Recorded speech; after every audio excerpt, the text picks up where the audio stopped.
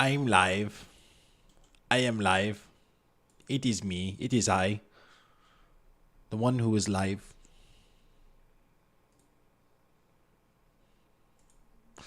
Let me let Twitter know I'm live. And also change the multi-stream chat.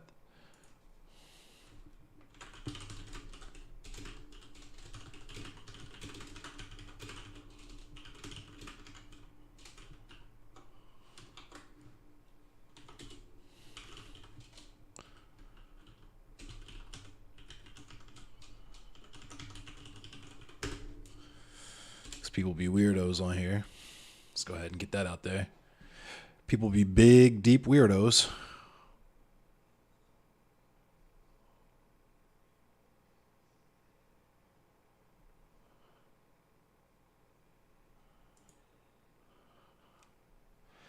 Big Richie Lizzie. In the heezy for sheezy. Alright, let's get the game going. We're playing Deadies. Thank you for the like, Sharon. I appreciate the support. We're playing Deadies. That's what's happening.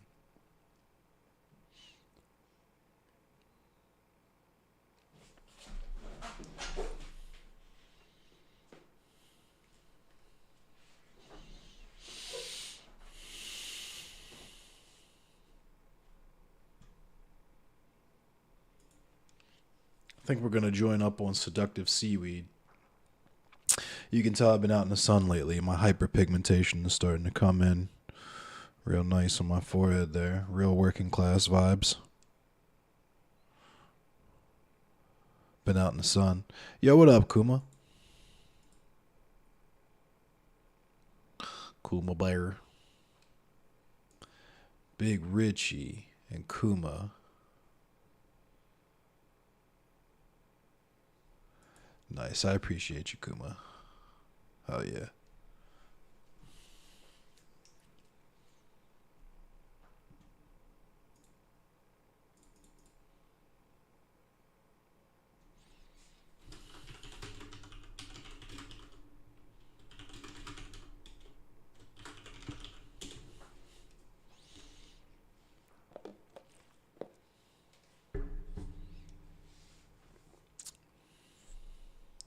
Fat. What up, Fat?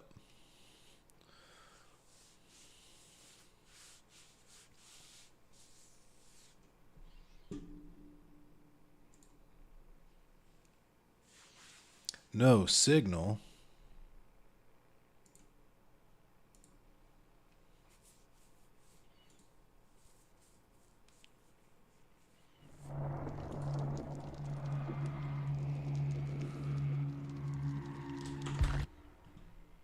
Let's see. Do I have...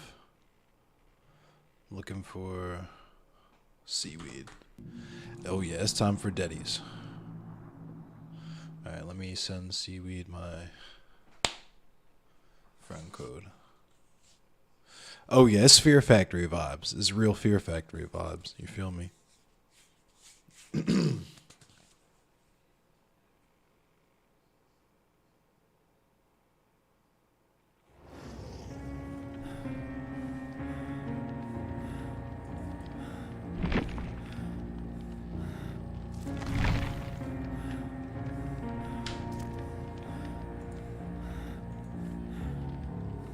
Bum, bum, bum, bum.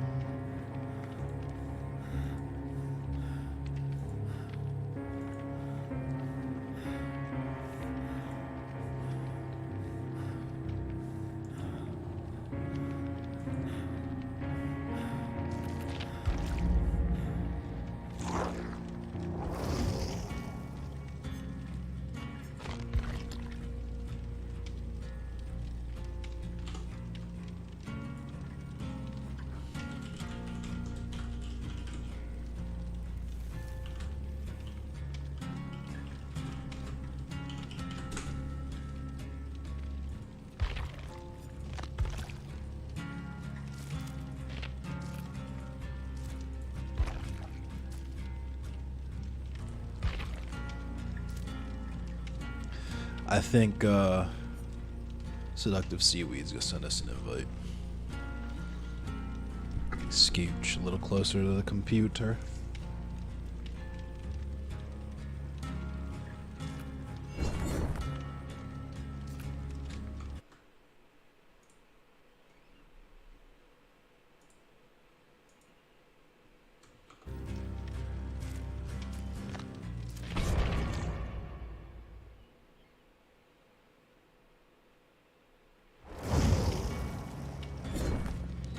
Hey, alright, I guess I don't know if they're in a Discord call.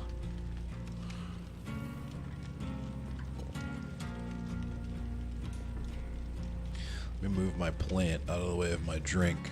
This is my plant.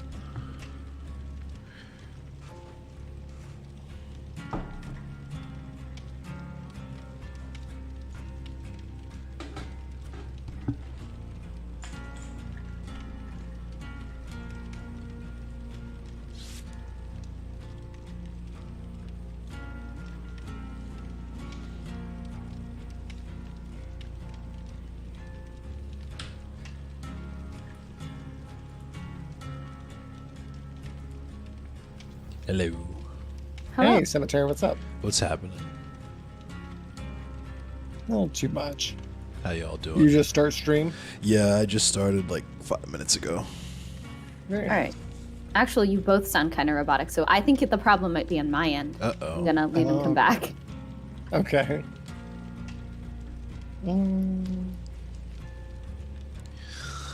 Hell yeah. Hello. I'm back again. How we sound? We RoboCop or we rocking and rolling? We RoboCop. I'm always RoboCop. Better now, both of you. Alright, cool. Okay. Like a proper rock and roller. Did you say a proper rock and roller? Yeah. Okay, by the way, I put up a map offering so that Where? hat should spawn in main building. Nice. I think I usually just put like escape cake or something goofy on. I never really think too hard about it. Yeah, what up, I Jersey? don't have too many of them. Right on. I have mostly like location ones, and I don't know. I don't know enough locations unless you guys like want a specific one. I always used to just spam Haddonfield because that was my favorite map, but then they took it out to make it whatever it's gonna be now. So I'll just throw on. Yeah. Let me make sure I'm not going in here butt naked. I like to make a nice thick mist as well. Use a hazy reagent. A nice thick mist. I like it nice and thick. You know what I mean? Need that mist super thick. Yeah.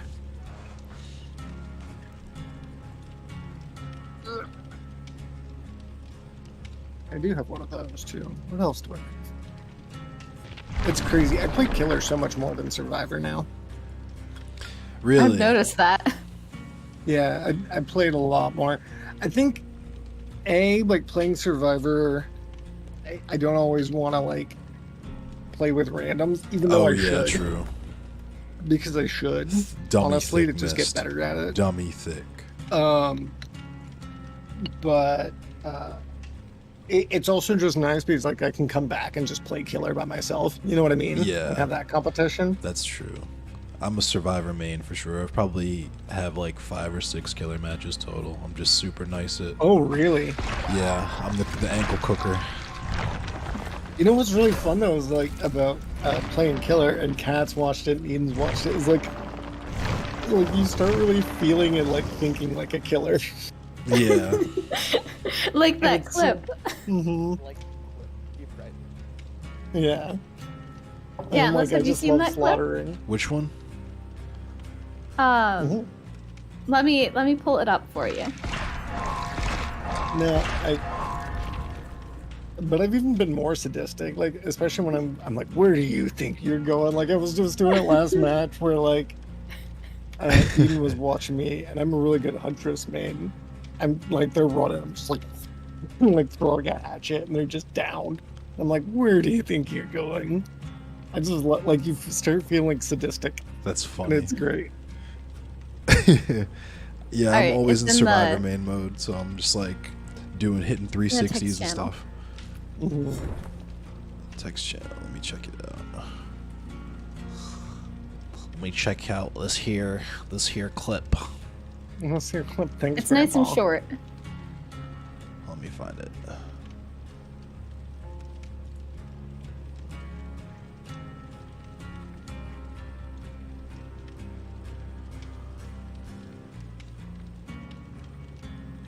Mhm.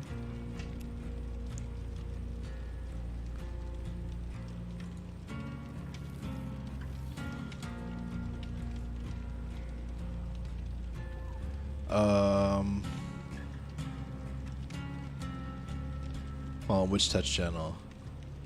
The Seaweed's Oh. private stream one. Yeah. Oh. I'm such a boomer. I have no idea how to use Discord. No, that- So like, it's the text channel right above. It's the first text channel above the one we're in now. There's 3 other there it VCs and then is. there's a I text see, channel. I see.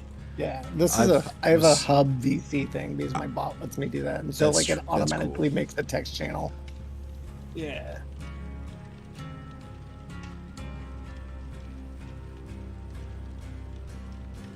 And we just need a 4th Magnus and might join us and sling too much. Gay pride. Just need to Just enjoy human get sling me too in much. there Gay once I pride. have the updated computer. It is critical ace theory, Yossarian. Yeah, that's critical ace theory in the background, Yossarian. What's up? What's up, Onyx? The killer gay, Nightmare on Elm Street 2 vibes. Trying to get Magnus over here. Magnus. Oh no, I don't have. I forgot. I changed my items. I don't have any items on. Let's see what we got.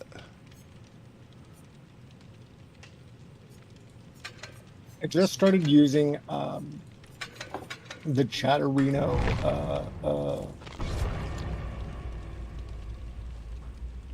plugin for Chrome. That's pretty cool. I gotta check that one out. I haven't done that at Basically- all. Yeah, basically, you still have to have Chatterino open, but it makes like a little mini Chatterino over your like normal screen, like where you'd watch Twitch. Interesting. Yeah. Huh. I went to OBS, but I got tired of having to put my stream key in every time, so I just went back to Streamlabs. Why were you having to put your stream key in every time? I- Yeah, I don't have That's to do that. Yeah, I don't know. I think it's just something with my PC, but I don't feel like I'm at some point gonna have to reformat this drive, but I'm putting it off. Yeah. Poggers University. That's where I graduated from. True. I was Poggers University. I was a member of Kappa U. Kappa Phi.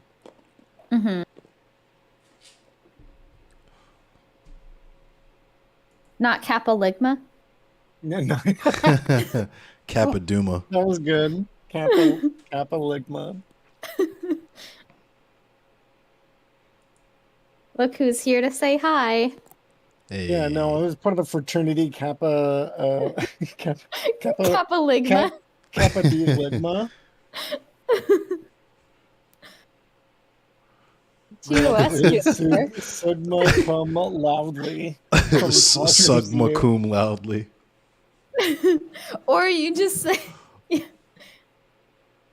and you just graduated. Yeah, I did graduate magna cum laude from my Yeah. college. Oh wow. Yes, really. Got Sheesh. the nice cum in there. Hell yeah. You got that cum cream pie. You It's the good. only thing. One of the only things I remember from Latin because On my transcript. is that cum means with. Because I went to an all boys school, so naturally all the dudes like, yeah, I'm gonna with all over your face tonight, I bro. was gonna say I'm whipping all the time, dude. Or you just say cum with cum. Facts. Uh oh. I'm starting to That on didn't sound 10 good. right now. I'm gonna shut this too. My... Uh-oh. Killer's coming. We have a boon. Oh, it's the spirit. Oh, no, she's on us. The person's name is Boone Default. That's funny. Oh, get away from me. Who is it? That's the spirit. Oh, okay. It's been a while since I played against her. I have premonition and spine chill. I don't know why I did that, but it works. I'm about 50% on this gen.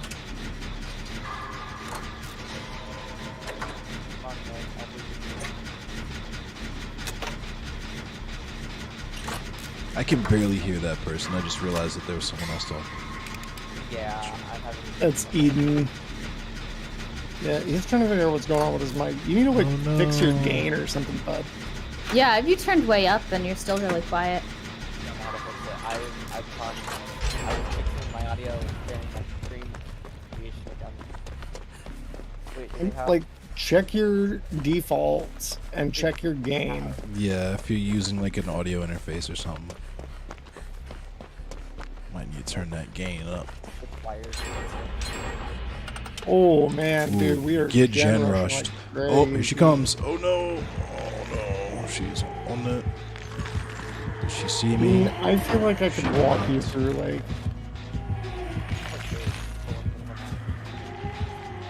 She did not see me.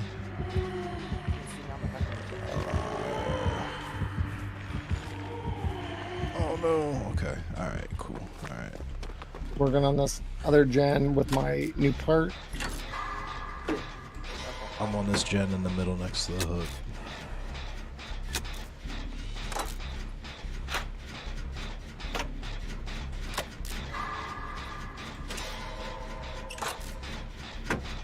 Oh, shit, that's good. 50% done with this gen. This gen's like a quarter of the way done. Nice. Get gen rushed. Right now, I'm not gonna be happy about this one. Oh.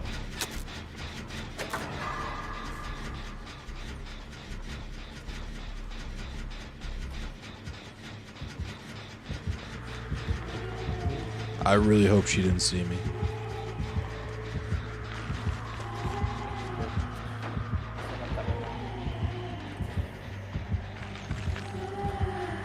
Oh my goodness. Okay, she didn't see me.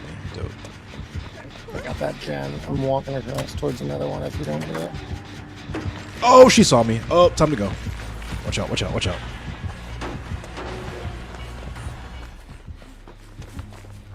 I'm going to another gen right now.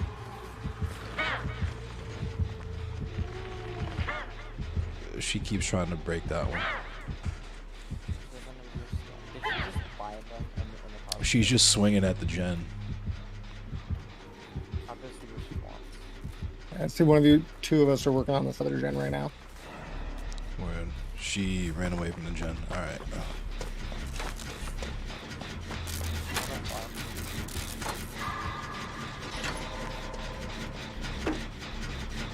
This gen's halfway done. Oh! Yeah, that's Oh, mine she too. saw me. She saw me. She saw me. She saw me. There's no way. She def saw me.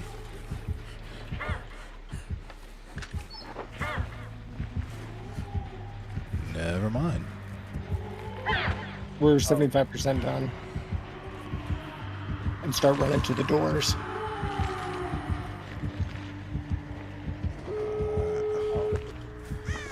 She gave up. She wants to farm. Yeah.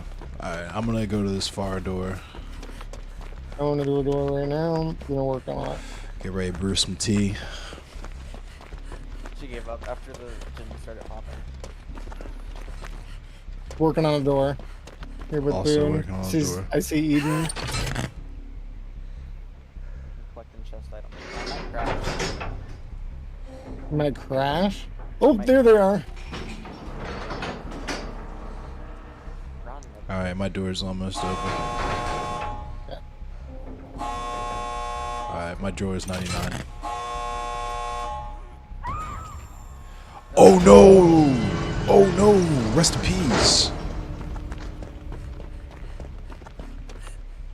And know where like 4 totems are. Hold on.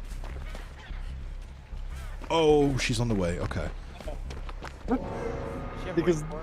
Oh, she had She had a Mori. moried. Yeah. Oh, get So I was like, with. I was out. Rest in peace. No, she got no ad dip. I'm trying to brew some tea. I want some tea. It's tea time.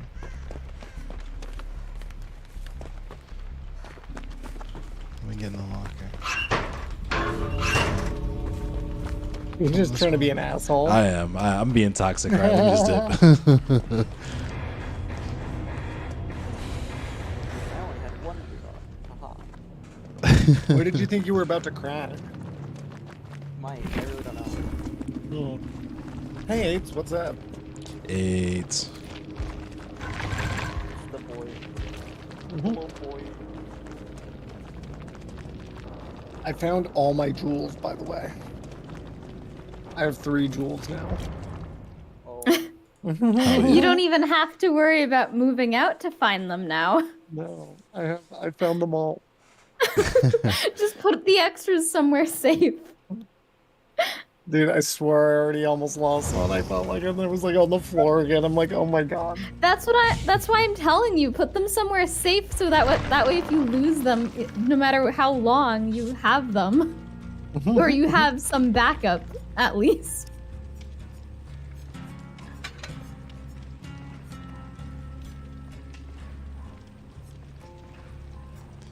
Alright, I got Dark Sense on already.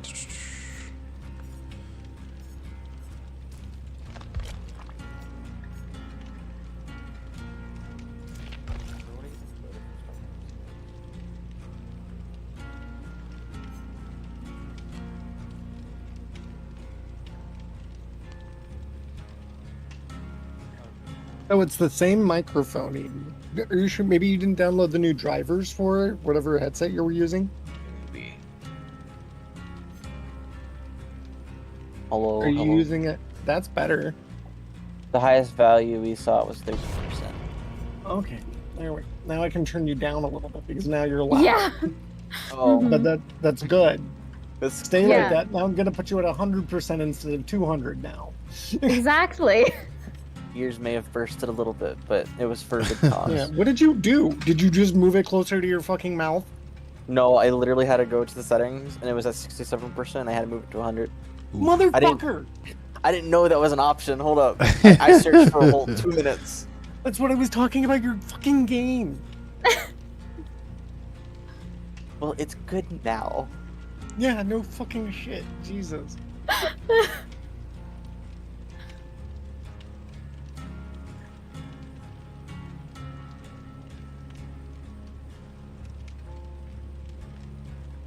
No Edens were hurt in the harm of in this production. In the harm of this production. The harm of this production. I don't abuse him outside of stream. Outside of stream. Yeah, for then it's for your entertainment. It's for my own entertainment, yes. No, yes, yours and everyone else. Think of everybody else, Eden. Goddamn. No, I'm a selfish bitch. Sorry. Think of the content. The Yeah, communism. think of the content first off.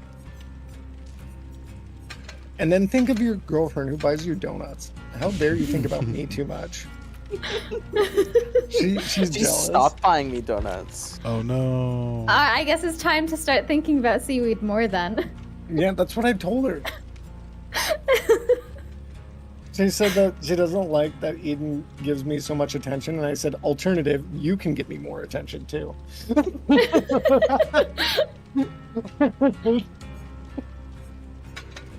Alright, I got the bloodied blueprint, so it should show us the basement hooks at the start and tremendously Yeah. increases the chance that the basement will be in the killer shack. So, I'm gonna take a map, let you be able to all see.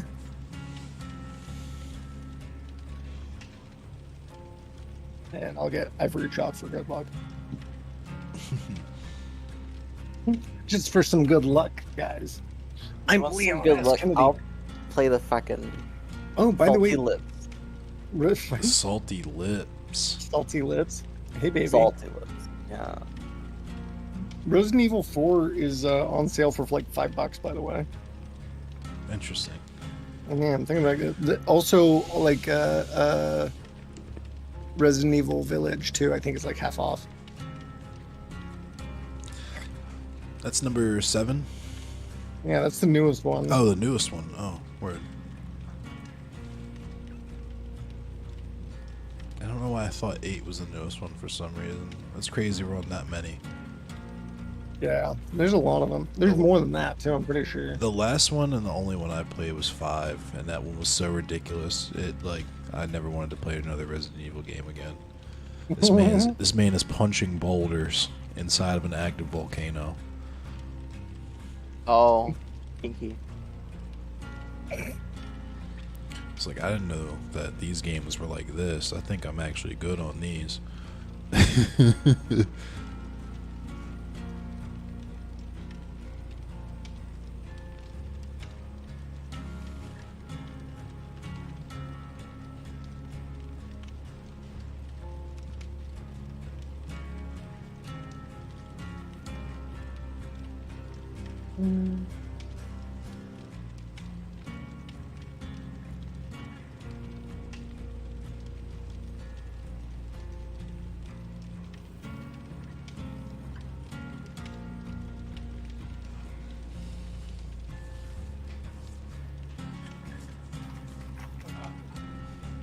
How's your day been in cemetery?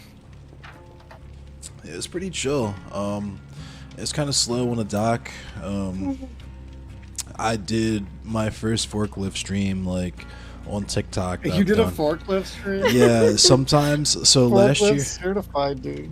I started doing just like I'll just go live on TikTok, set the phone in the cup holder, and like throw my AirPods in, just kind of vibe with the camera on me and stuff. You see the background like going by above my head and lift and stuff.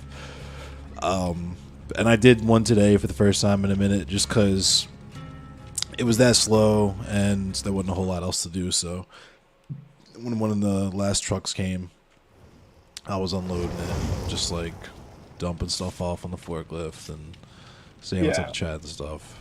I Oh, work we with. have 2 McGitlins. Uh-oh. Not I- to fix that. I work with Fade Runner. He's one of my best friends and my coworker, so we both.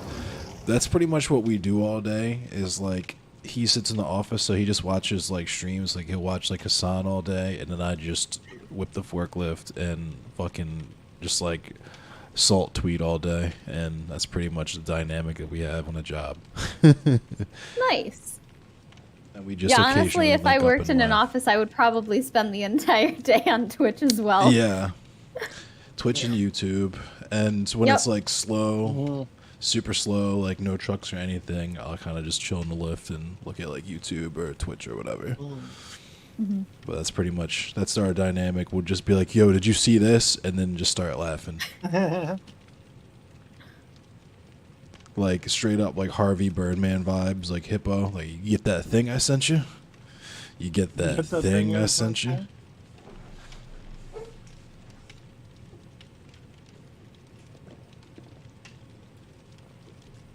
Which one of us? No, I think he was just saying sending. Oh no, yeah, like At that's work. like that's just like how we like we just say Oh. that to each other like every like 10 15 minutes, like, yo, you get that thing Yeah, I get sent that. Get that thing. You get that tweet. You get that thing. you? Yeah, Yeah. you see that? That shit's funny, ain't it? Mm. Yeah, that's- I mean, no one else who I work with is really as terminally online as I am. it's cool because we're both equally terminally online and in the same spaces, so we like it's to the point where like we make our own like inside jokes. Like there was a period of time last year where I had to seriously question I questioned my own sanity, because for like 2 weeks straight I would just be in hysterics, like stitches laughing because of the letter E. Classic. E. First, it was like Let's go.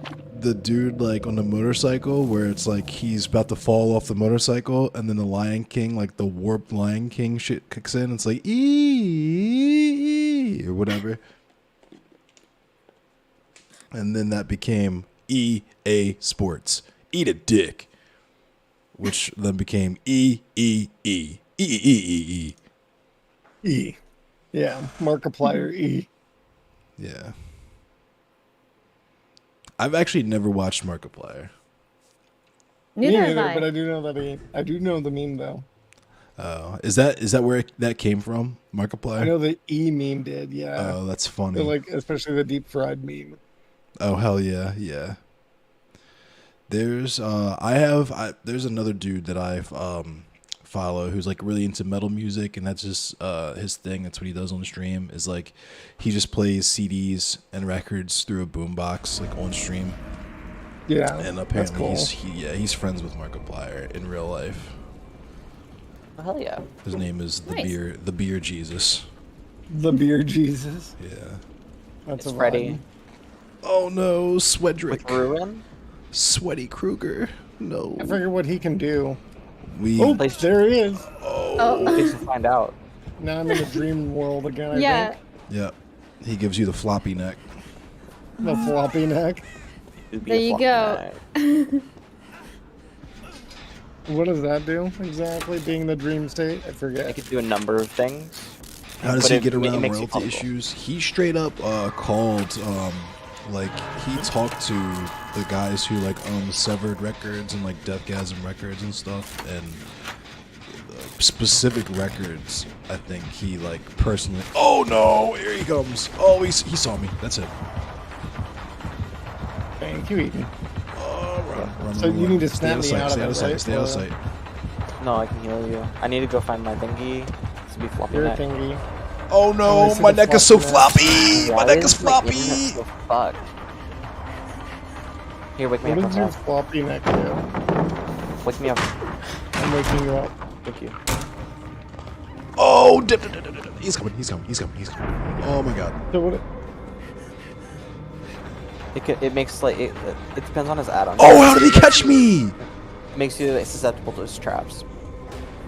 Okay. Yeah. It could be a pallet. It could be a blood pool. It depends. Don't touch them though, regardless of what it is. I'm looking for real.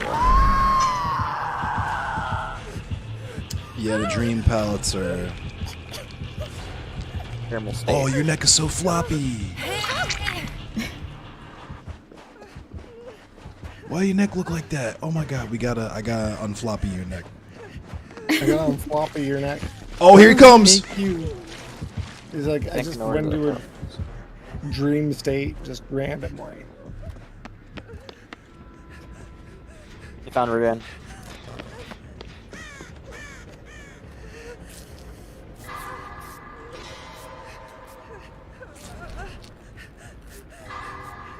How do the Else make you algorithms? believe this. I'm not entirely sure, DC Chris. I think it's because the quality is so shitty. Like he's literally just playing this shit off of like a 1997 like Panasonic boombox.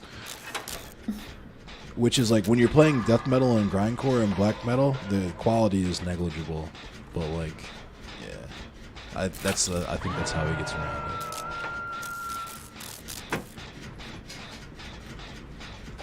Oh, here he comes.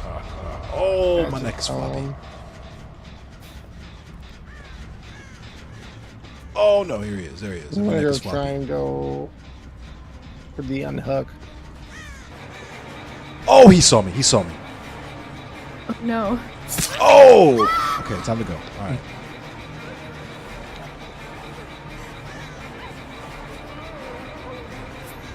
Oh! That's gonna be SpongeBob for me.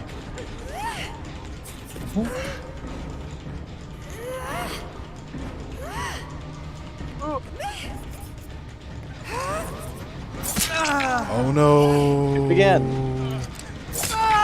Oh no! Bodyguard achievement. I'm not mad. He's about to get me anyway though, because I know this is a dream Afterwards. palette right here. Oh never mind. Did they not fix the glitch? What glitch? The wiggle progress glitch. Oh, I don't know.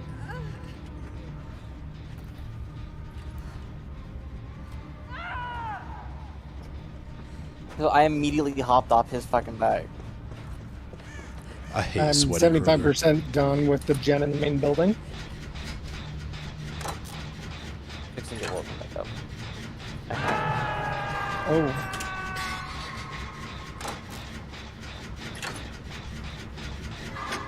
Oh, He'll probably be coming for me next. Yep. He's walking straight towards you. I'm gonna go for the unhook.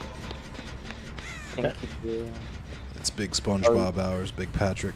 I'll help you get off the hook. Got the floppy neckness. My neck is so floppy. Yeah, I do wake up.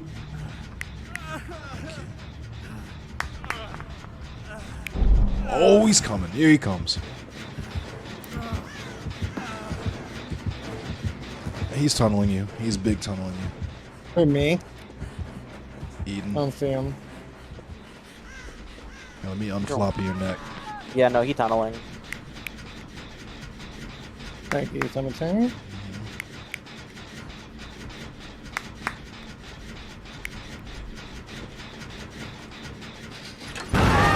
Oh no, and here he comes. Here he comes too. He's right there. He's right He's there. gonna be right there. Oh!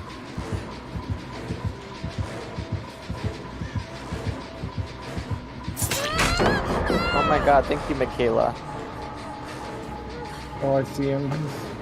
Oh, he's on me. Oh, I made him whiff. I made him whiff. Ken Whiffy Jr. Ken Whiffy Jr. Let's go. Let's go. Woo.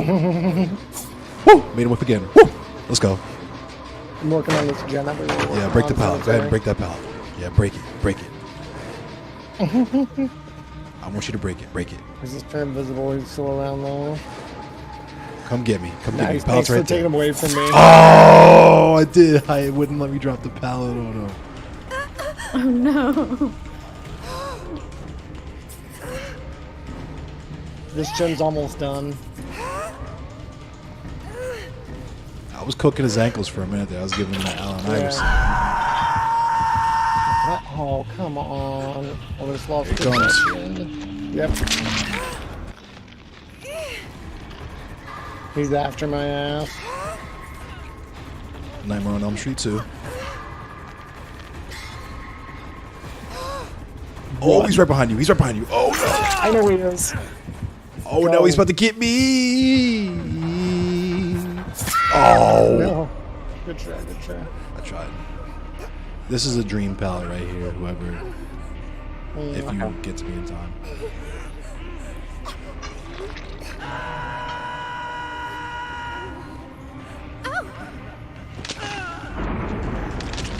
Oh, hell yeah, Michaela.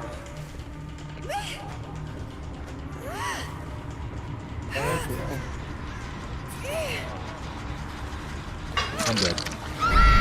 Oh no. I'll never forget you. I'll never forget. You just got SpongeBobbed.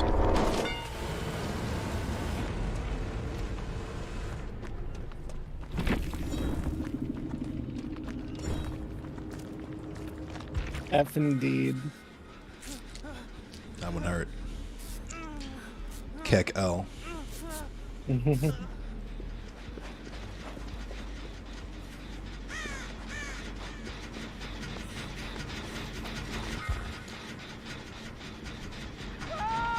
Oh shit, he stepped back.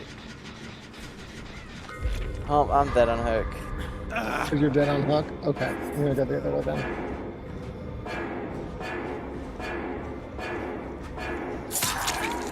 Oh, no, Michaela. They tried. I'm gonna try to live. Because I have map. And I only have a little bit more to burn on it. But I can find hatch with it.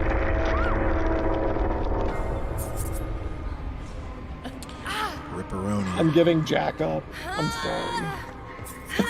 Ooh, that's a basement hook too. Crazy. Are they taking him to the basement? I'm letting him take it. I'm sorry. I'm sorry, Jack. You're not even gonna get Jack off? No, because I have map, dude. I can find a hatch. Rip.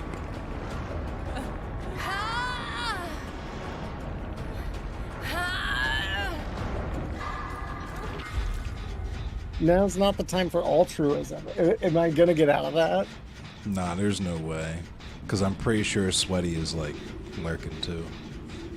That's what I'm It's saying. a real like- sweaty Kruger. And I only have so much burn on this map, and it's an ultra rare item, so I might as well use it to like find the hatch. Facts. I only have a little bit more of a burn on it left. Let's make sure you don't catch the birds. Yeah. Okay. I'm waiting. Once he dives, then I'm gonna try and look for it. Once it pops up.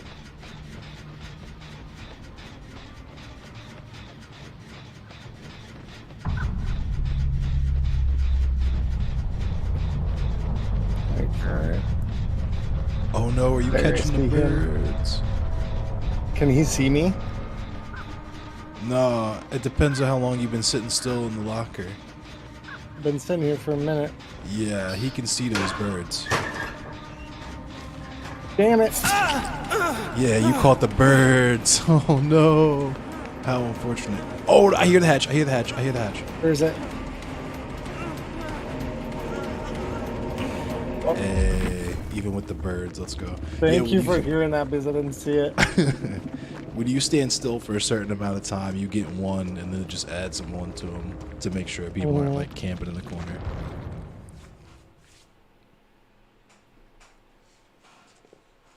I can't believe I got out of that though. I know That that was was really crazy. close. Yeah, the Yeah. hatch was like right there.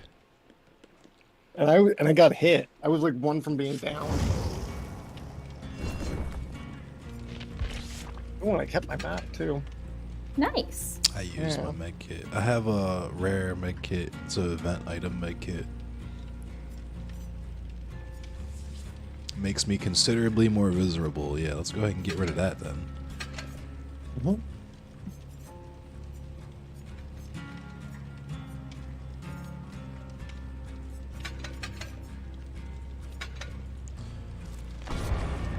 Ready?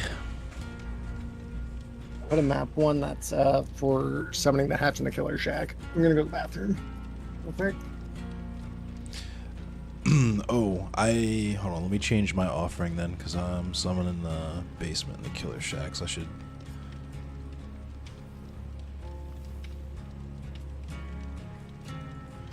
Yeah, I'm gonna use that too. The annotated blueprint. So the hatch will probably spawn in the killer shack.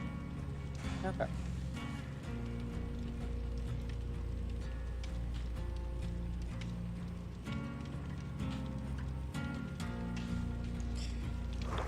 Hello, Magnus. Hello. Hello.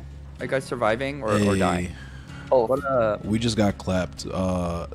But seaweed made it out of the hatch. But I got SpongeBobbed, and everybody else got SpongeBobbed.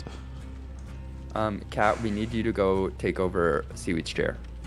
I don't live quite that close enough to get there that fast, unfortunately. I live Wait, you close, can't just but not sprint? quite. Come on. Yeah, let me just sprint. What, like? Hit the dead I sprint. think it's like 20 miles or something Just across work like on a your bunch of marathon time. highways. Just work on your What? marathon time. You'll be fine. I promise. Oh yeah, Ain't no no thing. big deal. That'd be lolsy because by the time you got there, seaweed would definitely be out of the bathroom. Yeah, whether where I he was is. walking or driving or Yeah. taking the train. That's funny. Have you guys just played like only two two rounds. matches? Nice. Yeah. Right on. We made up I'm the gonna first rock resilience this round. Actually, let me see what because yeah, I had resilience on last game too.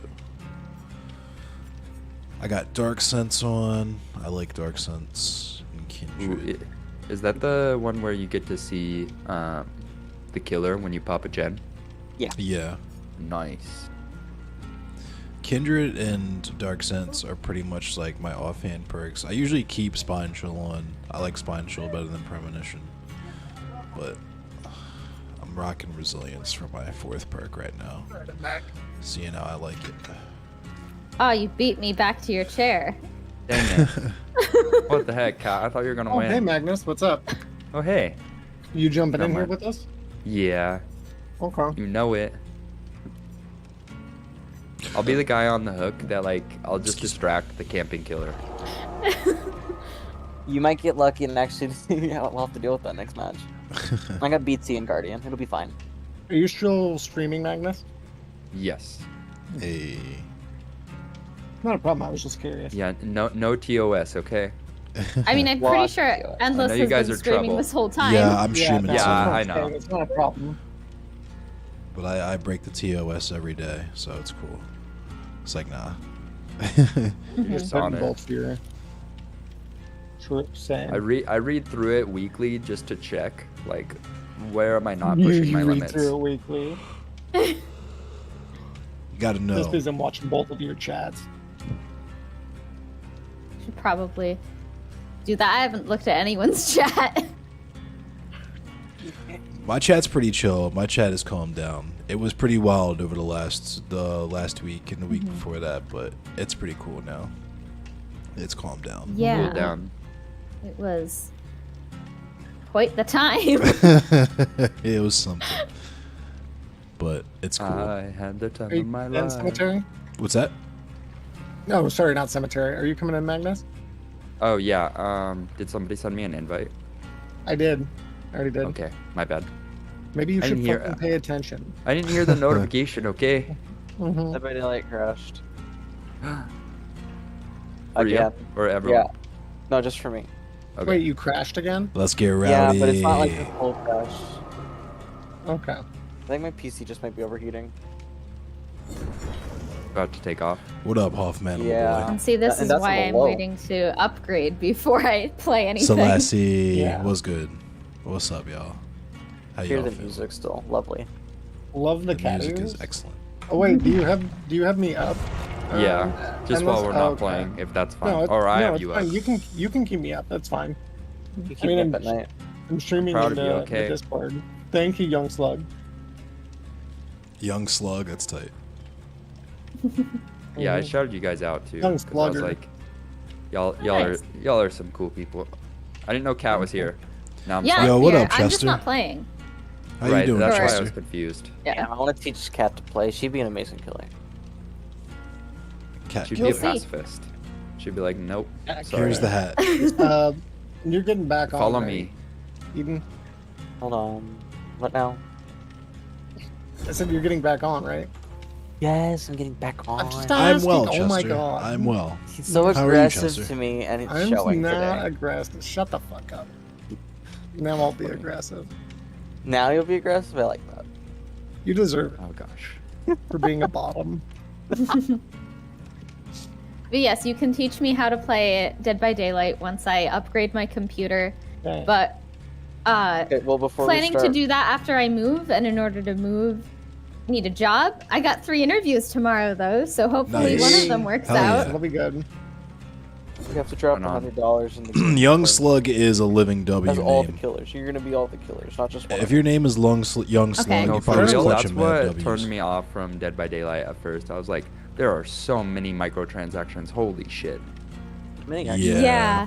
I am also a Black Cat enjoyer. I was There's like, really not that many compared to like some. I Honestly. mean, I guess it depends. Like, I'm a console player, but I feel like microtransactions were a lot worse in like PC games. Oh, definitely, for I- sure. I disagree. Really? So Because like I feel starting like that's out. just built into the system. yeah, Maybe like starting out. I was gonna say in the beginning, only because like I'm old enough to remember when that kind of shit used to be free. Right. So it's like it feels way more. At least it feels more egregious when it happens on the PC. But on console, that was always the standard. What was that game? Mass Effect? Yeah, Mass Effect fucked it up for us. It's I sad love because Mass I Effect. actually Yo, enjoyed Young Mass Slugger. Effect, yeah. What up? Mass Effect. Why- Why? My I mean, screen isn't is it made by broken. EA? Yeah, it is. Yeah, it is actually. Can't be that surprised. Because yeah, no, that Origin, was like EA Origin, I hate it. So, that was also the standard. I think there was other like studios that were like, yeah, we'll just add some stuff into our games through this like pipeline, and then EA were the first ones to be like, we can definitely just do that crunch. to like everything. Yeah, they were like with Mass Effect. We're like, what if we just crunched another 5 hours worth of game and then sold that on the DLC market? Because Microsoft points were already a thing, so it was just like, yeah, it was the monkey's paw. Where you're like, what if there was expansions on console? And capitalism was like, sure, but what if it costs money? Mhm. I'm not just gonna give free updates. No free updates. Right. What's an update that's free? I'm sorry. Well, and it's the worst too when they like, the real ending of like the game is locked behind Magnus, DLC. ready up. Oh, that's fucked up. That's Got messed press up. My triangle. bad. I didn't even know Eden was back. Yeah. Well, I'm just letting you know. So we're actually, I'm like, we're a 4-stack. There's no reason why we can't find a killer. And the only reason why we can't is because Magnus doesn't want to like click ready up because he always forgets it. Magnus, where I are would your never. add-ons? Where are Seaweed, your you've been guilty add-ons? before. Magnus in here, No butt naked. add-ons. I mean, Yeah. I ran I'm an skinny add-on dipping list in last this. game. I'll skinny dip with shit Magnus. I'll use a med kit. Oh, I was gonna For say, myself. just throw the Oh. what was it, the jar of For salt or whatever myself. on to make the chest spawn better items. Ooh. Yeah. Do you have anything to contribute, Magnus? Yikes! Not really. Oof. By the way, I put Hit on that Bloody blood web. Party streamers. Hey, the bloody party streamers. now to play cake while everyone else plays streamers. I'll play cake. I Yeah, got one. I never play get cake. streamers. I always play cake because cake is the only thing I get, and then we never end up escaping. I always get SpongeBobbed.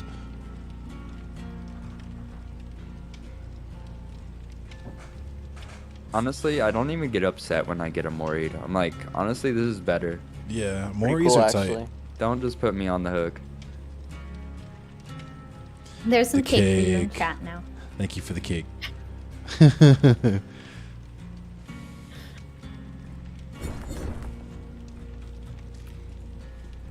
We were talking in my chat about cake, and I was like, honestly, a good ice cream cake just hits. It does. Like if it's well constructed, like Oh if yeah, you like the Carvel, the ice cream's not melted. Right. Yeah. like the fresh, like the freshie. Yeah. Ooh. That's funny, young slugger. Yeah, yeah. Obviously, from that perspective, you're probably gonna have a specific opinion of me, but if you actually check my content out, it's not that. I appreciate you though, young slugger.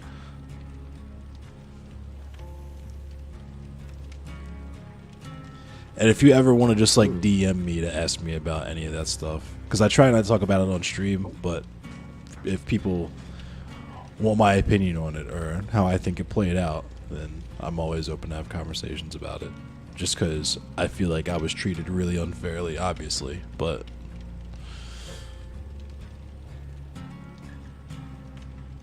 I am a dick. I am a dick. I am absolutely a dick. I will own that. I'll wear that one. But yeah, it wasn't unjustified in my opinion.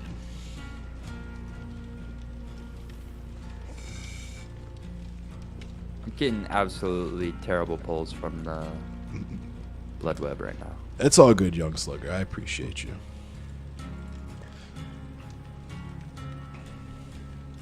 Hang on, I'm gonna mute up really quick so I can talk to young slug for a second. Hi. Cool.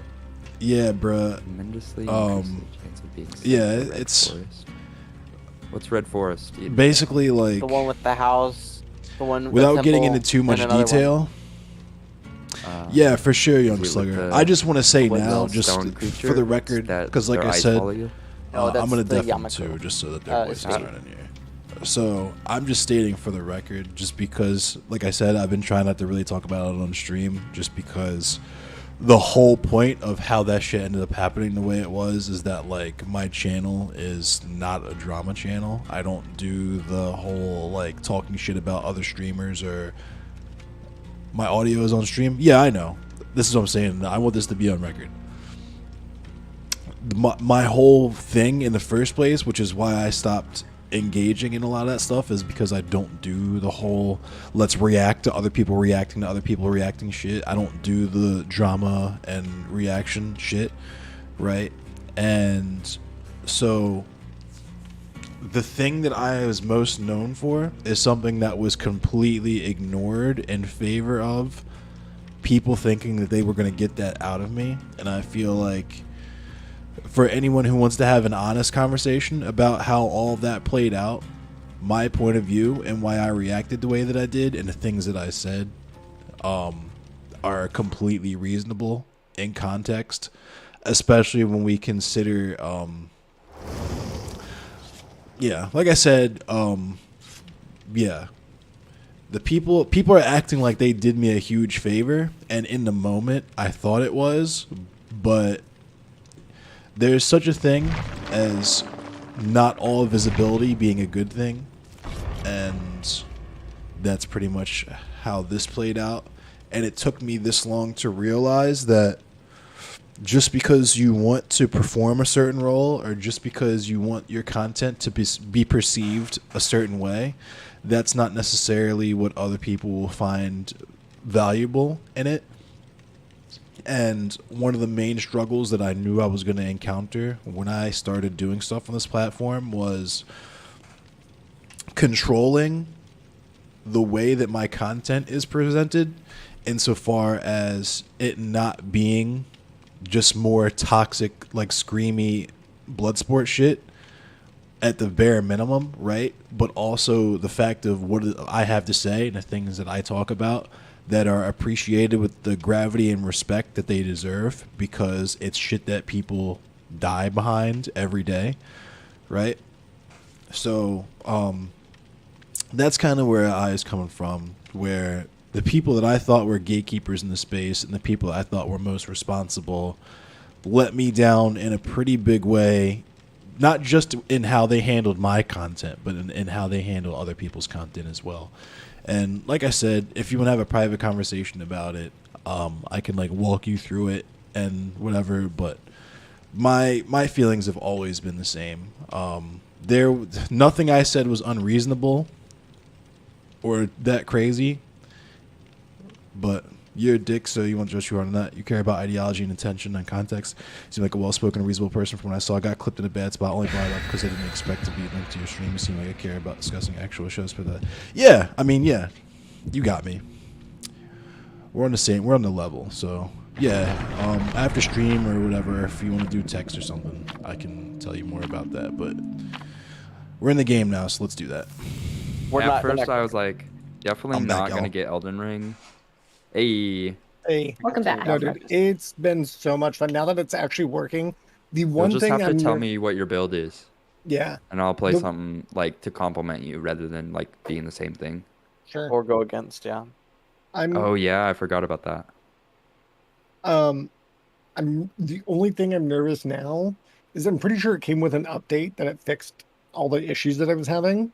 But now I'm nervous to re-download Epic Games, which is where like my Fortnite is and everything, because I know that Epic Games was like a normal Messing with issue it. that like uninstalling problem, it was like a son. normal like issue for a lot of people like to have to do. And now I'm like, I don't. I try to be because as now, like, transparent as I everything can works. about that situation with anyone who will I can listen, do like- co-op. I because can do it nobody wants before. to I couldn't listen. do that because I had to do the mod. Like This is the everything map, was like. too. Mhm. I can But do then that once you too start it once I upgrade my computer. Yeah. No, honestly though, I'm honestly loving. The game is so cool, and like it's just. I was like just watching lore videos. I'm just gonna Dolan- try to do a no death playthrough You That'd be and just restart every time. Which killer? guy? Gunslinger. Gunslinger. Oh, Gunslinger. damn it. I call him Harvey. Oh my goodness. You just got Gun. instant out? No, he hit me before. I didn't even see that. Okay. All right, me and Neen are double teaming a gen. Yeah, the obsession. He's gonna be after you, Magnus. Uh oh, and I just popped that. It's okay. I tried to go for coming great. here. I'm sorry. You never know like how the obsession affects me when I'm the killer. Because like I'm not like specifically watching for one person. Are you fucking literally kidding doesn't me? He just happened to guess the locker I was in. Okay, I'm over.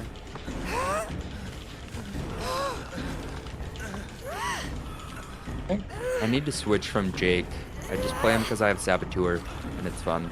Saboteur is fun. Saboteur was cool. It gives you a lot of points. I still have Come here. Elden Ring. I've been taking a hold on. break from Elden Ring. game got boring to me. Oh, have you been playing now? Nah, Oh, fuck I me. took a break. I want Armored Core. I want From Software to put out a new Armored Core game. That's what I want. That's when I'll start playing. But no, have you not played any Elden Ring at all then? No, I played it. I just stopped playing it. Okay. Shit. I mean, Let me know how if you ever long want is it? though.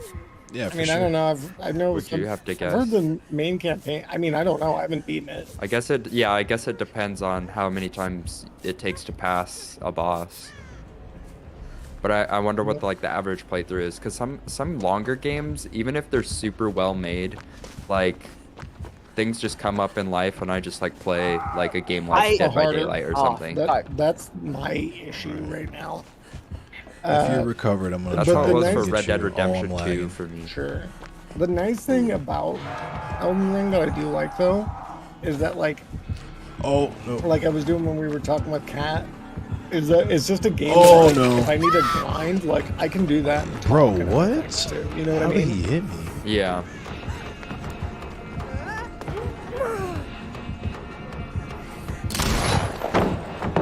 Oh, bro, what? How did? Dead thing. Oh, I He's lagged back into his again. arms, Is it Kitty? and I'm Yeah, it's a getting taken kitty, in a it's Juniper. basement. Oh, look at this. I forgot your cat's name. I'm sorry. It's Juniper. I She's fluffy and gray, and oh no. she does not want to be held anymore. Mr. Gunslinger, leave me alone. Ah, shit. Please put the toolie down. Oh, Oh, it's a Slayer. this is God a damn. wash. Yeah, we're done. I got basement hooked too. Crazy. Ooh. My man got two Ooh, this basement man. hooks this game because I see you slugged right above the basement. I always struggle against this guy. Usually. Magnus, try to Kobe. What? Trying to get out? Oh, it's too late. Oh. Yeah, I forgot about that. I got off? Holy shit! Oh, I no got shit. off. Yeah. Oh, he harpooned me immediately. My guy. That was ridiculous. Yeah, he's got you. 100 Yeah. hours in the first playthrough. Sheesh. I think Demon X Machina, like, cause I played Demon X Machina, and that game was cool, cause like you could replace your entire body with machine parts. Deus Ex Machina. Yeah. I Demon tried X to play Machina. that, and it's interesting. It basically scratched all the itches that I had for Armored Core. Like, it was a pretty much perfect 1-to-1 of Armored Core, but it didn't have like the Elden Ring factor where like it gave me what I wanted in terms of like the Armored Core like level experience. Like, okay, it's cool to be in the mech, but like I want to also be able to just like hop out and hop back in, low key Grand Theft Auto style, and it would be cool to just have like an open world where I could just like drift around in the mech and hop in, hop out like that. But Mech games, like one game I never got to play, but I was really always interested in on original Xbox was a game called Steel Battalion. Steel Battalion was fire. Yeah. All those buttons, It that literally controller looked was like crazy this. though. Yeah. No, I was really into mech games and stuff. My dad and I both were. So like I played Mech Warrior, Mech Assault quite a bit Nice. as a kid. I played And Armored Core 2 is like one of my favorite games, and Zone of the Enders was one of my favorite games too. I think And I build. I also there was build. one game that. I build Gunpla too, like the Gundam plastic model kits. Oh really? Yeah. I have a model kit that I need to make. Nice. I've been Was wanting that the to. one with the instructions in Japanese that you Mhm. wanted me Yeah. to translate for you? Well, I found other ones that were English ones. You can use the pictures There's, too. I was in the 90s. I was like 9 years old doing them. I just used the pictures. Are you excited for the new Gundam coming out? It looks pretty sweet. It looks pretty interesting. It looks pretty sweet. The Yeah. game, I didn't get into the beta, but I heard it was pretty Did you good. guys say Gundam? Yeah. Yeah. No, there's a new Gundam coming out. Oh my! I didn't realize that I was was gonna from say Software. that, Yeah. and Gundam was one of my favorite games as a kid. Yeah. It kind of had a Dynasty Warriors feel to it sometimes. Oh well, there's also Dynasty Warriors. I was Gundam. gonna say there actually was a Dynasty Warriors Gundam. That one was pretty tight. That's wild. Definitely something that, like, I wish I could Gundam emulate. was my intro into anime. Pretty much that, like Inuyasha and stuff, old school Toonami. Yeah, same. Yeah, Toonami was a fucking era, dude. It really was Crashed again. a whole vibe. Like all that stuff, like Dragon Ball Z, Sailor Moon. That was so fucking- much of my childhood. Yeah, and I was a Yeah. big like a weeb in that too. Like you know, Same. like Sailor Moon. I watched. I actually found like some old manga because I used to draw my own manga when I was like middle school. I was that deep in the game. Oh, that's awesome. It was really shitty. I was on like Rob Liefeld time where like I couldn't draw hands or feet, so I would just draw the hands and feet hidden all the time. Nice.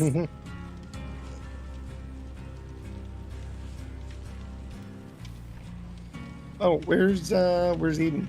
Gundam Crashed Wing again. was the I'm shit. gonna hop in the tub while I'm waiting on my stuff to cool off. Right on. Yeah, Gundam Wing was my favorite. Gundam Wing was my Selassie. favorite too. What are you doing, Eden? I'm gonna hop in the tub. My computer needs to cool off. You're gonna hop in the tub, so you're not playing. Okay. I'll come back in a little bit. Yeah. Okay. I heard Iron Blood and Orphans was better, and I tried to start watching it, but every time I fell asleep because I'm old now. But I did enjoy Iron Blood and Orphans, like the first couple episodes I saw. The only thing is, like, in that series, I like the antagonists, like, mobile suits more than I like, Barbatos doesn't really look, like, I get the look that they were going for with Barbatos, but I like my Gundams to look more like that thing looks like just like a giant suit of armor for a person, and I like my Gundams more so to look like actual war machines. Like, I like Heavy Arms is like my favorite Gundam. Heavy Arms is probably my favorite one just because how fucking crazy it looks. I have a MG that I built like with all the missiles. I individually painted all the missiles and everything in it. Like, yeah. You ever see Blue Gender? That was a weird one. Or like I Blue heard Sub number about that 6. one. Yeah, so I heard Those of were it. like old school Toonami, Yeah, shows that were like just, midnight like, run joints that I so never really got obtuse. into. so obscure and like so weird. Both of them. Like Blue Gender was like, I think bugs had been basically alien bugs had basically taken over the world, and there's like mechs for it. Blue Sub number 6 is by far, like, when I've met people that know Blue Sub number 6, it's such a weird anime. It is. It's like Hell yeah, the F-bombs. world's been flooded, and there's like these anthropomorphic like fish animals. It's a very weird show. Like anime, dude. Listen, anime being as bizarre as it fucking is, it is like they're so good about like just Yeah. thinking up like actual new creative Just worlds concepts, yeah. compared to like I think the American medium, media. the medium of animation in and of itself, like, has less constrictions. I feel Yeah. like. Yeah, no, it does. Ooh, Epion was sick though. Epion was my second favorite. If I had to pick a favorite, not Heavy Arms, Epion was the shit. Heavy Arms at Target, yeah. When I get this like stream room isn't fully set up yet. When I have my whole laboratory in here, I'm gonna have like my Gundam building desk and like my 3D printing table and stuff Very in cool. here. But yeah, I have a Heavy Arms Master Grade, but the one I was most proud of that I built when I was a kid. Death Scythe was my shit. Death Scythe was the shit, yeah. I had Death Scythe and Death Scythe Hill, but I had this Master Grade Epion when I was a kid, when I was like 10 years old, that I looked up now, because they don't make those kits anymore, and now they're worth like $200. It's nuts. But it was like, I remember it being Wow. so OP when I was a kid. Like, it had little screws that you needed. It came with like a little Allen key and shit to screw in for some of the joints. It was... Jesus. It was crazy. I built that shit when I was like 10 years old, and I was so proud of it. Yeah. I have the one that I gotta make, and I've been wanting to do it on stream, but it's gonna take me some time, obviously. Kimura But Sudara's type. it's a Gundam Seed Red Frame Astray. Oh, I have. So I don't have that Mhm. one, but I have a Gundam Astray from Build Divers, I think it was. It's like very similar looking with the katanas. Stray was a really good manga series. I I want to check really that liked one that out. from Gundam Seed. I liked it more than Gundam Seed itself because Seed was just like maybe he was too much of a femboy for me at the time. The main character. That's low key why I was into Try it Gundam again. Wing. That's what I'm saying. Now I'd probably be much more okay with it because I'm more for the femboys now. Yeah.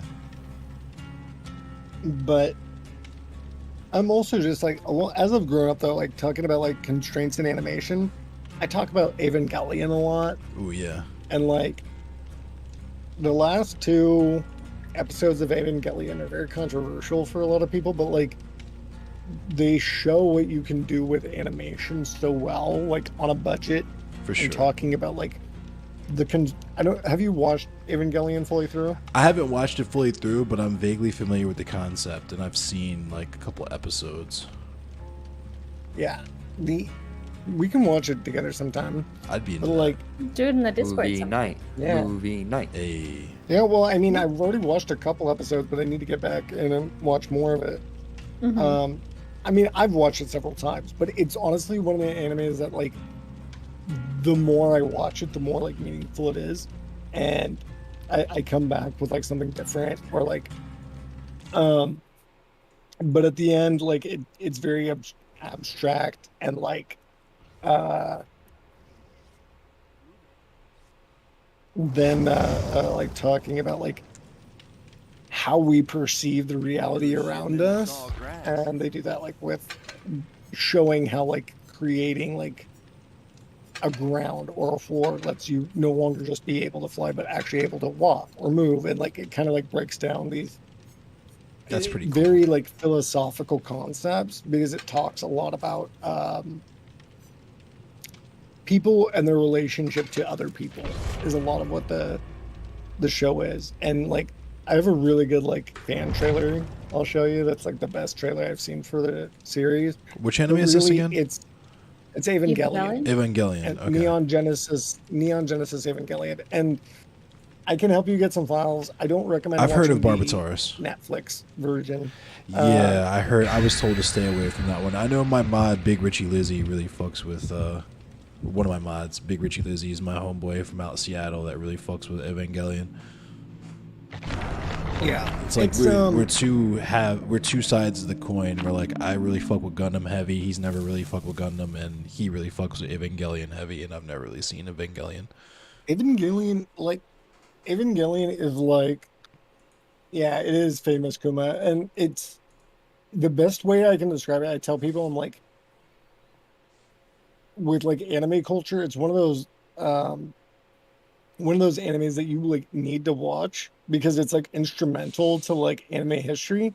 You don't need to like it or love it, but like it's definitely important to anime as a whole. Yeah. And it made a lot of like the tropes that were eventually like going to be used later. Interesting. And yeah, like no, I mean it's huge for anime history. Like I've literally written like a 12-page paper on if Neon Genesis Evangelion and End of Evangelion count as cult cinema, and like I wrote a whole like final paper on that. Sheesh. And That's way cooler than what yeah. I've written papers on. I wrote a paper on Lovecraft once. Because That's pretty cool. But like Evangelion's like it's had a really interesting cultural impact, and I would Our say teammates hurt. gotcha. It's extremely relatable, and like the characters are excessively annoying. But that's, well, at least specifically Shinji, who is like the most annoying main protagonist. I think that's one of the things that I've heard a lot of people hate the show for, to be honest. did you But see you know why though? Seaweed Big Richie Lizzie actually just popped in. I'm glad you just popped in. He said he's got a seal tattoo. Oh yeah. And she has oh, you have a Sele tattoo? I have a giant Asuka Ava Unit 2 tattoo. Nice. That's awesome. I like the Sele tattoo. No, because like The reason why, and you're right, Kat, there's a lot of people that don't like the show because of how annoying Shinji is. But the thing is, what's the annoying thing about that, or what's frustrating to examine about that, most people don't like Shinji because they remind them of him or themselves. That makes sense. Absolutely. Because that's like why he's a good character. He's the most annoying person ever. And it's Oh, it's a because spirit. he It's a just spirit. It's a shows spirit. It's a spirit. Oh, and she's I sorry. would have does called he him up, care? but I didn't know. For Black Clover, I don't know, but Shinji is one of the most annoying characters ever. But it's because he's so wish-washy and stuff but like he's relatable into the way that like in the same situation we'd probably do the same. Yeah, I feel like the that's why characters. Iron Blood and Orphans is so good. Shinji is a child soldier with parent issues, and like that's true. So, oh, she's on me. Oh no, Yeah. and I'm lagging. I'm big teleporting all over the place. No, and absolutely. And to go on with what you're saying, Big Richard, like people around him treat him like shit too. Including Misato. Oh my god. She recognizes that. She- So what I was going to say to the cemetery is that the show is really about like psychoanalysis of like how we. I'm gonna go for him. Yeah, we're about to pop this. Is about like how we interact with people and how we perceive each other and how that affects our perception of ourselves. Interesting. And so it's a lot about that. Because, and I've talked to you a little bit about this, Kat, but like, there's the version of myself that I believe, and the version of you that's in my mind, as well as the version of you that actually exists, and the version of you that's in your mind. And those are like the concepts that Evangelion kind of tries to address existentially. That's pretty cool. And it's like that, but it's disguised as a mecha anime. Nice. Hey, you gotta get people watching, am I right? No, I mean it's Yeah. Yes, the hedgehog's motherfucking dilemma. Yep, exactly. And no, but like it's honestly a masterwork. It was done under like a really intense budget. The story around it itself, that's why like frames are limited sometimes, but they work for the feel of the show. Why when it first ended in its weird, vague way, many death threats were sent to the creators, as well as tagging and destruction of property of Dynax Sheesh. Studios. To where like it became an overwhelming amount of death threats to saying you need to fix this, and they did, and then that was end of Evangelion, which also resulted in talking about the parasocial relationships that we build as well, and talking about like detachment of reality. It's very like when I first watched Evangelion, I needed to do like background research for it. There's a lot that you're always gonna miss, and that's why I say it's really good for rewatching. It really is a masterwork, though. I can't swear by it. Definitely sounds like it enough on has a that. lot of interesting stuff in terms of like content and authorship and all of that. Yeah. It does. I talked about that a decent amount when I was in college. I took a class where we read Don Quixote, and kind of like some of the history around that, particularly part 2, is really interesting. Because like part 1 was released and it was really popular, like early printing press, everyone wanted to read it and everyone loved it, and like copyright law wasn't a thing. So some guy just sort of wrote part 2 because he wanted to, and he just passed it off Fanfic. as, yeah, it was like a fanfic that's being passed off as an actual sequel. That's And the like author got Lucio really Fulci's mad zombie. about that. Oh, she saw me.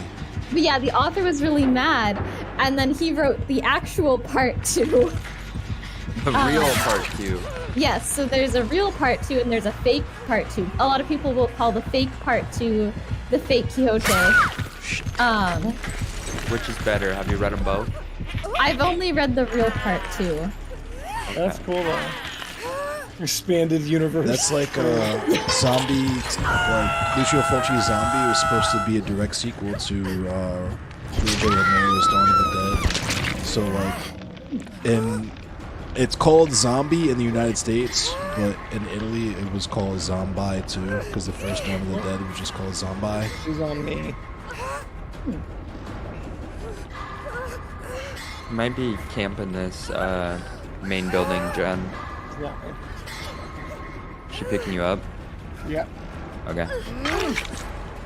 Yeah, it was kind of like passed off as the actual sequel, and then in the real part two, the author killed off Don I'm gonna jump Quixote in at the here very and end. go up. Spoilers, I know. Oh my god, I'm lagging so bad. But Whoa, I was gonna read that.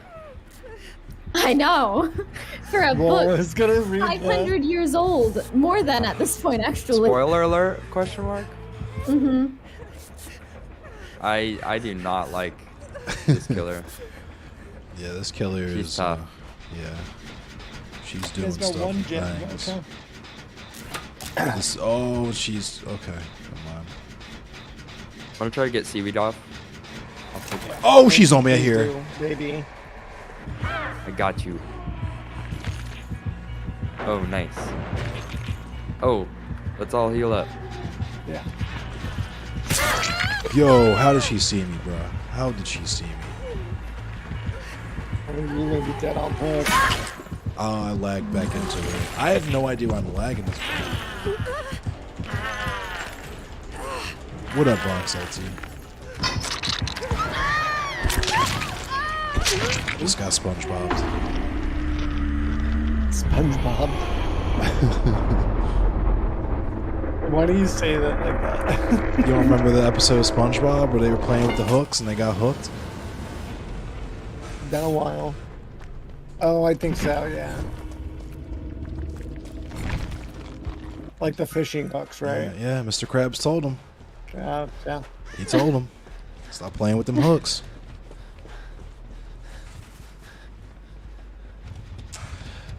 Nah, I didn't catch the latest one, Eli. I don't really pay attention to that shit. I'm not gonna hold you. Like, even when I was doing that shit, I didn't really watch him. That's not even a recent events thing. They're on me. I hear their terror radius. Where's fuck? Oh, there they are. Yeah, she's terrifying. Whatever her, like, teleport ability is, it's pretty insane. Nah, Eli's cool, Big Richie.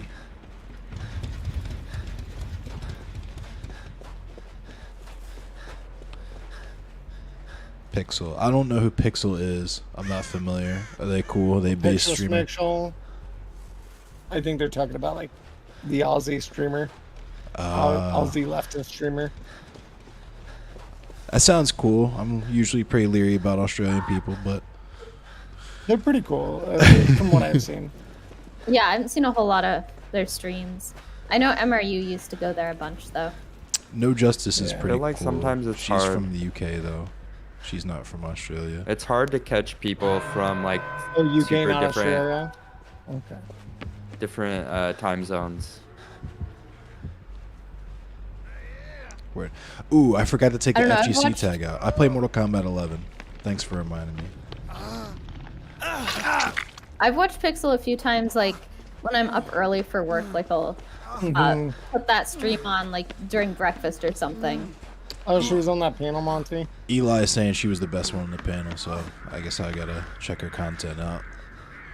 Because that's the other thing, right? Is that, like, even if these I mean, people given are, Hippy Dippy, I'd believe that. yeah, that's what I'm saying. Like, even if the panel is dope, it's still their actual content's always going to be 10 times better than whatever they do on a panel. So, just as a rule, no matter Yeah. what panel it is.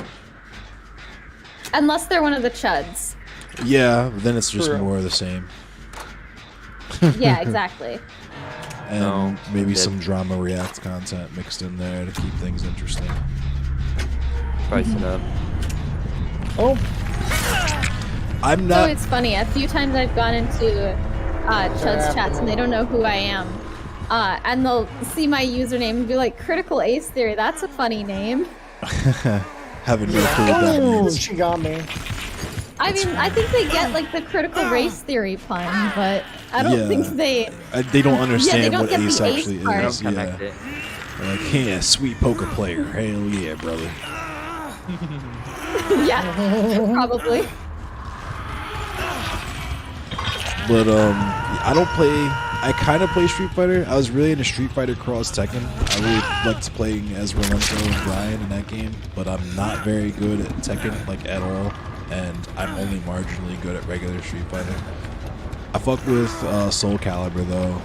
I've been maining Taki and Soul Calibur for the last 22 years, 23 years actually. Oh, you know me from Rayvana's community? Yeah, I'm in Ray's community. Yeah, Ravana was mad cool. Hey, really cool people. But yeah, I stream too. I'm just not really streaming right now. Having off time? How dare you? Critical Ace Theory streams are dope too. Technically, I'm working right now though. Oh. Although nothing really happens at night, so. If you fuck And with I the have to be up early edutainment, in the morning. I probably should go to bed fairly soon. Yeah. I feel it. Oh, It's the academics. oh. True. SpongeBob. Cat's always staying up late. Getting up really early, but also staying up late. I'm like, Cat, you can go to sleep, I promise. Everything will be okay. But I don't like sleeping. I feel that. I understand. But, like, I'll just take the bare minimum that I need, and then for Yeah. the most part, I'm good. Yeah, exactly. Like, see, I don't remember any of my dreams, so my sleep is just sort of like, spend a little bit falling asleep, spend a little bit waking up, and then in between is just lost time. So if I have to do it, then I might as well be doing things that I actually enjoy doing instead, like if I don't have to. Like, if you So- can fill those hours.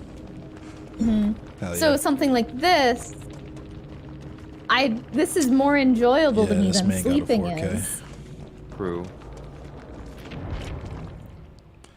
I was so sleepy on the dock today. I should Neil probably Patriot. Stayed in match to spectate. try to get some good sleep tonight because I was hella sleepy on the lift today. We didn't Yeah, get no I have those angst. job interviews tomorrow. I should probably try to get Yeah. decent sleep. Yeah, it's important to be well rested for the best of the tests. Yeah, so that way I can get at least one of them and not have to worry about jobs anymore.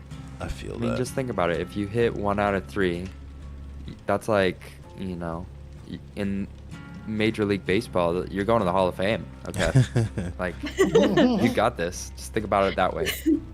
I mean, I think the issue is like I get the impression that a lot of the, or at least, definitely at least one of them seems to be like putting, like asking people for interviews if they just meet the qualifications. So Oh, I feel that. I don't know how many other people they're interviewing. That can be done. Actually is.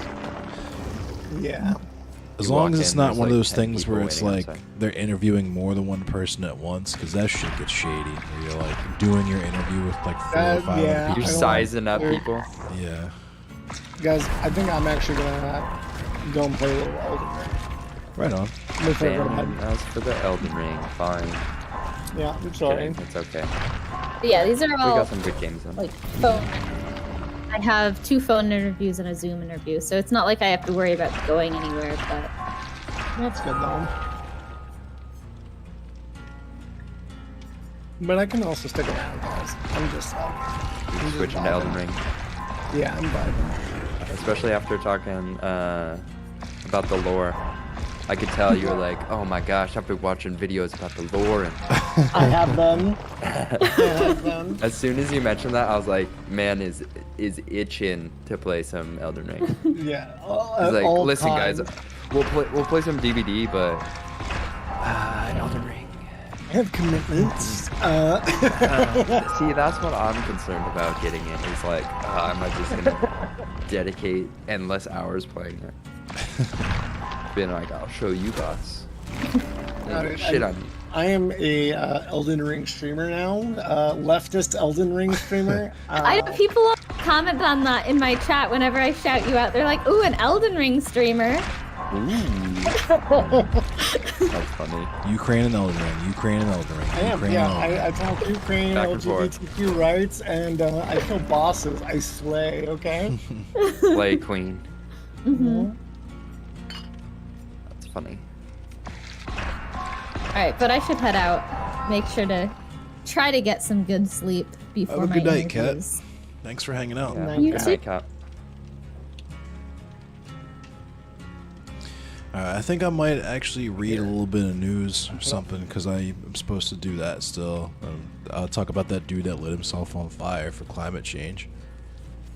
I want to talk about that too. That's crazy. Let's talk about that. Yeah, let's do that. Here, I'm just putting on my game, so if you guys want... Oh, no! The very limited knowledge that I have of it, I don't know like what group he was a part of or Yeah, whatnot. I'm about but, to look that up. I was reading now. up on like self-emulation and stuff. Cause like he was like a practicing Buddhist as Okay, far as I that know. is a Buddhist type of thing to do. I just could not engage because there were so many idiots on Twitter. Oh my I'm gosh. sure. Twitter is where you go to lose brain So cells. like how you solve problem. True. People were like, how you solve problem if you're dead. Simple as that. And it's like, well, yeah. some of these people are like, It's a statement, it- too, by the way. Like, it's just... yeah, and I'm like, okay, some of these people like legit like know the science and they're like, yeah, I don't want to live till I'm like 75, 80. I'm going to need some assistance and the world is literally just like collapsing. Mm-hmm. Oh, well, Let's see. I got CNN, but I don't know if they're gonna be. Yeah, see, I all hate these. that about I was news gonna say sometimes. like they're all pretending like They they have don't really no get in idea. Yeah, they're all pretending like they have no idea why he did the shit. That's what's so frustrating about this. They're like, strange man dies. Weird. Set himself Moving on on. fire for no discernible reason. No Let's go discernible back to the reason at weather. Right. Yo, what's the next sports ball? How's the stock the market next doing? sports ball. Yeah, he was boom a goes the climate dynamite. activist. Yeah. Jaleel, yeah. Sorry, just had to. You just get that feeling sometimes. You're good. All right. First, I thought that was seaweed. I was like, all right. Yeah. Although, Alright. and you don't need to hear, but can you actually, if you look at my stream in Discord, can you hear? me In see. case you don't want to, you don't have to. Hang on. I'm looking. I can't hear nothing. I don't know if I No, have I sound can't hear turned. it either. That's cool. I think I know why. But yeah, all right. So CNN says a man who died on Saturday after setting himself on fire in front of the U.S. Supreme Court in Washington, D.C. was a climate activist, according to social media posts from various people who claim to know him. Wynn Allen Bruce, 50, from Boulder, Colorado, who self-immolated on Friday when the world marked Earth Day, suffered critical injuries and was airlifted to hospital where he died, a police spokesperson said. Those who knew Bruce, who had managed a portrait photo studio in Boulder, say he was protesting against inaction on the climate crisis. Okay, so they're at least talking that much about it.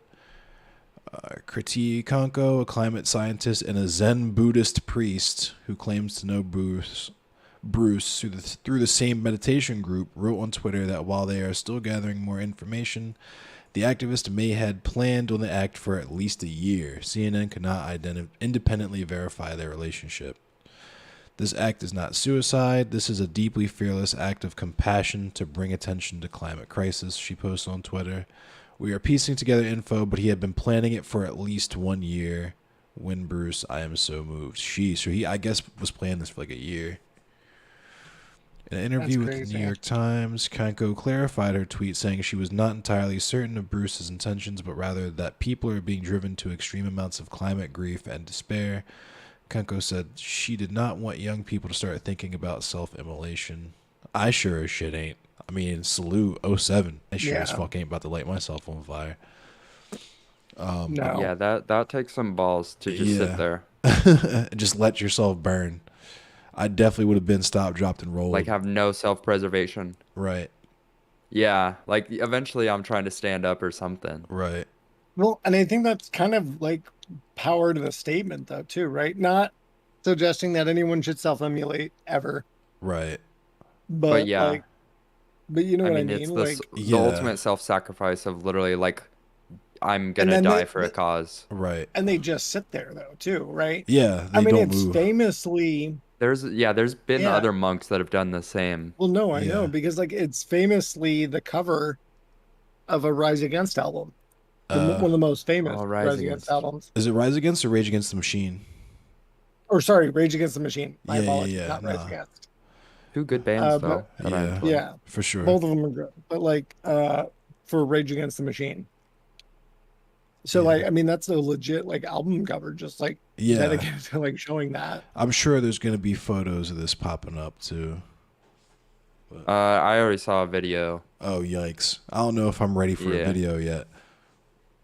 Yeah, luckily the person that filmed it All right, like Big Richard, no, knew that was a misspeak. they kind of knew what they were filming like halfway through, and they were like I'm just gonna put my camera down Yeah. because yeah, that it's hard to watch. You know Oh, what I I'm mean? sure. That's got to be crazy though, because if he was like really like with it, he probably didn't even scream or anything. It was just like, That's Yeah, nuts. just Oh. like accepting it. yeah, Literally like inhaling your burning flesh. Yeah. Like that's something Dude, Well, I wild to mean, think you about. you would think, Hey, or at Bink. least the hope would be that you would. Hey, what up, Bink? The hope would be that you would die of like carbon monoxide poisoning first, or smoke inhalation, or whatever first. Yeah, or at least pass out. Yeah. What you up to, Bink? Bruh, my boyfriend is asleep. It won't put me to sleep, bruh. It's fucking ass. We were Hate just it talking here. about sleep. Yeah, I'm live. We were just talking Yeah. about the Yeah, Magnus is too. yeah, we're talking about the fucking when Michael Bruce due to lit himself on fire for climate change. Yeah. He lit himself on fire so the climate would change. Oh, the climate would change. Yeah, that's how it works. He lit himself on fire and now climate change is fixed. Jaleel, yeah. Sorry. Fade runners in chat. Sometimes you just get that feeling, you know what I'm saying? You just get that urge. I watched that video and I didn't know if like the person was singing that or like because it just felt so weird watching that. It's Jaleel. I want to watch some Steven Donziger shit too, because that man is finally free. I want to see what he's up to. I know he probably had a lot to say. Let's see what he was up to. My man was out here protecting that water. That water. It was wild when I read that thing about Biden putting out like they're called DVEs, domestic violent extremists, and what's included in that with like What? fascists are. Yeah, have you guys not heard about that? Nah. No. I This gotta came look out like this a up. year ago. Yeah. So he put a list of what the administration termed DVEs and people that are included in that with like straight up like fascist gangs like the Proud Boys and whatnot are environmental like protection people Like eco that are gonna like chain themselves. No, like people that just just like specifically- block Oh yeah. Like anyone that would impede capitalism's, kind of continued profit on the downfall of think I the heard of this. ecology. So it's just like more or higher Yeah, it's penalties pretty for wild. monkey wrenching.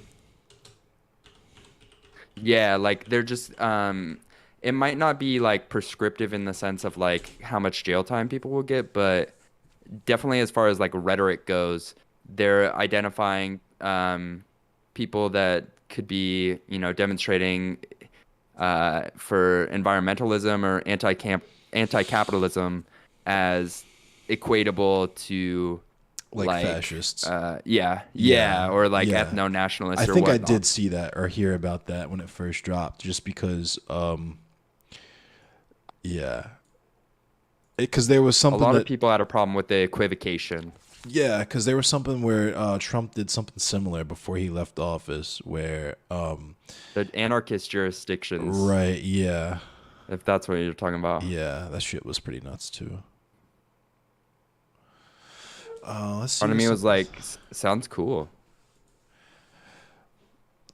Autonomous zones.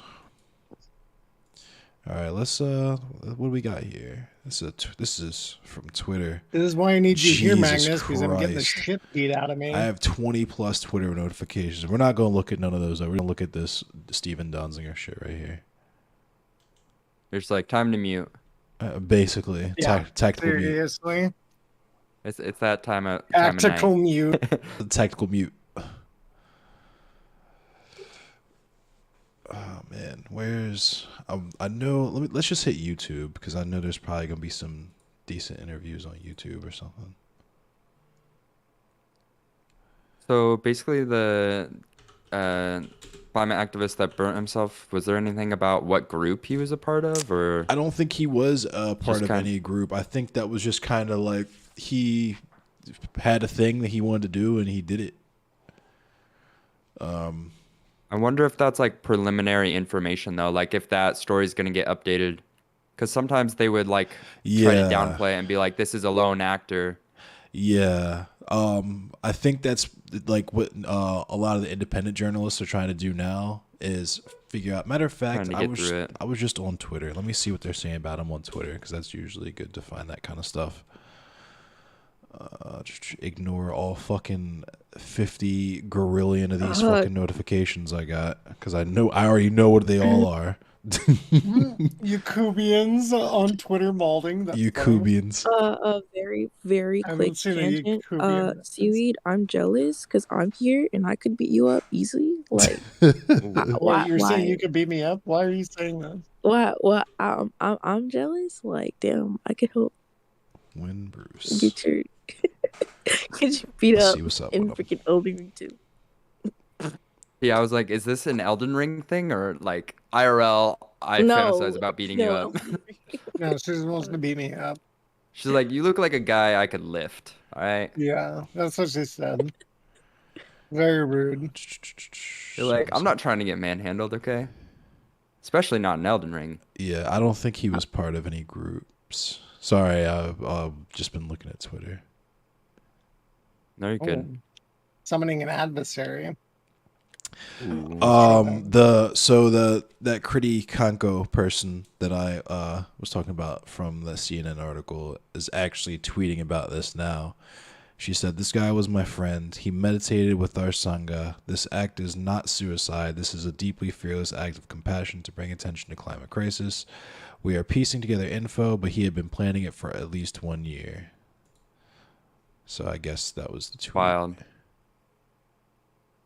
That's kind of wild to like go through with that. Like, yeah, she said she's still just be like, grieving. "All and right, a year from now." she said she's not doing any interviews Yeah. yet. Oh my god.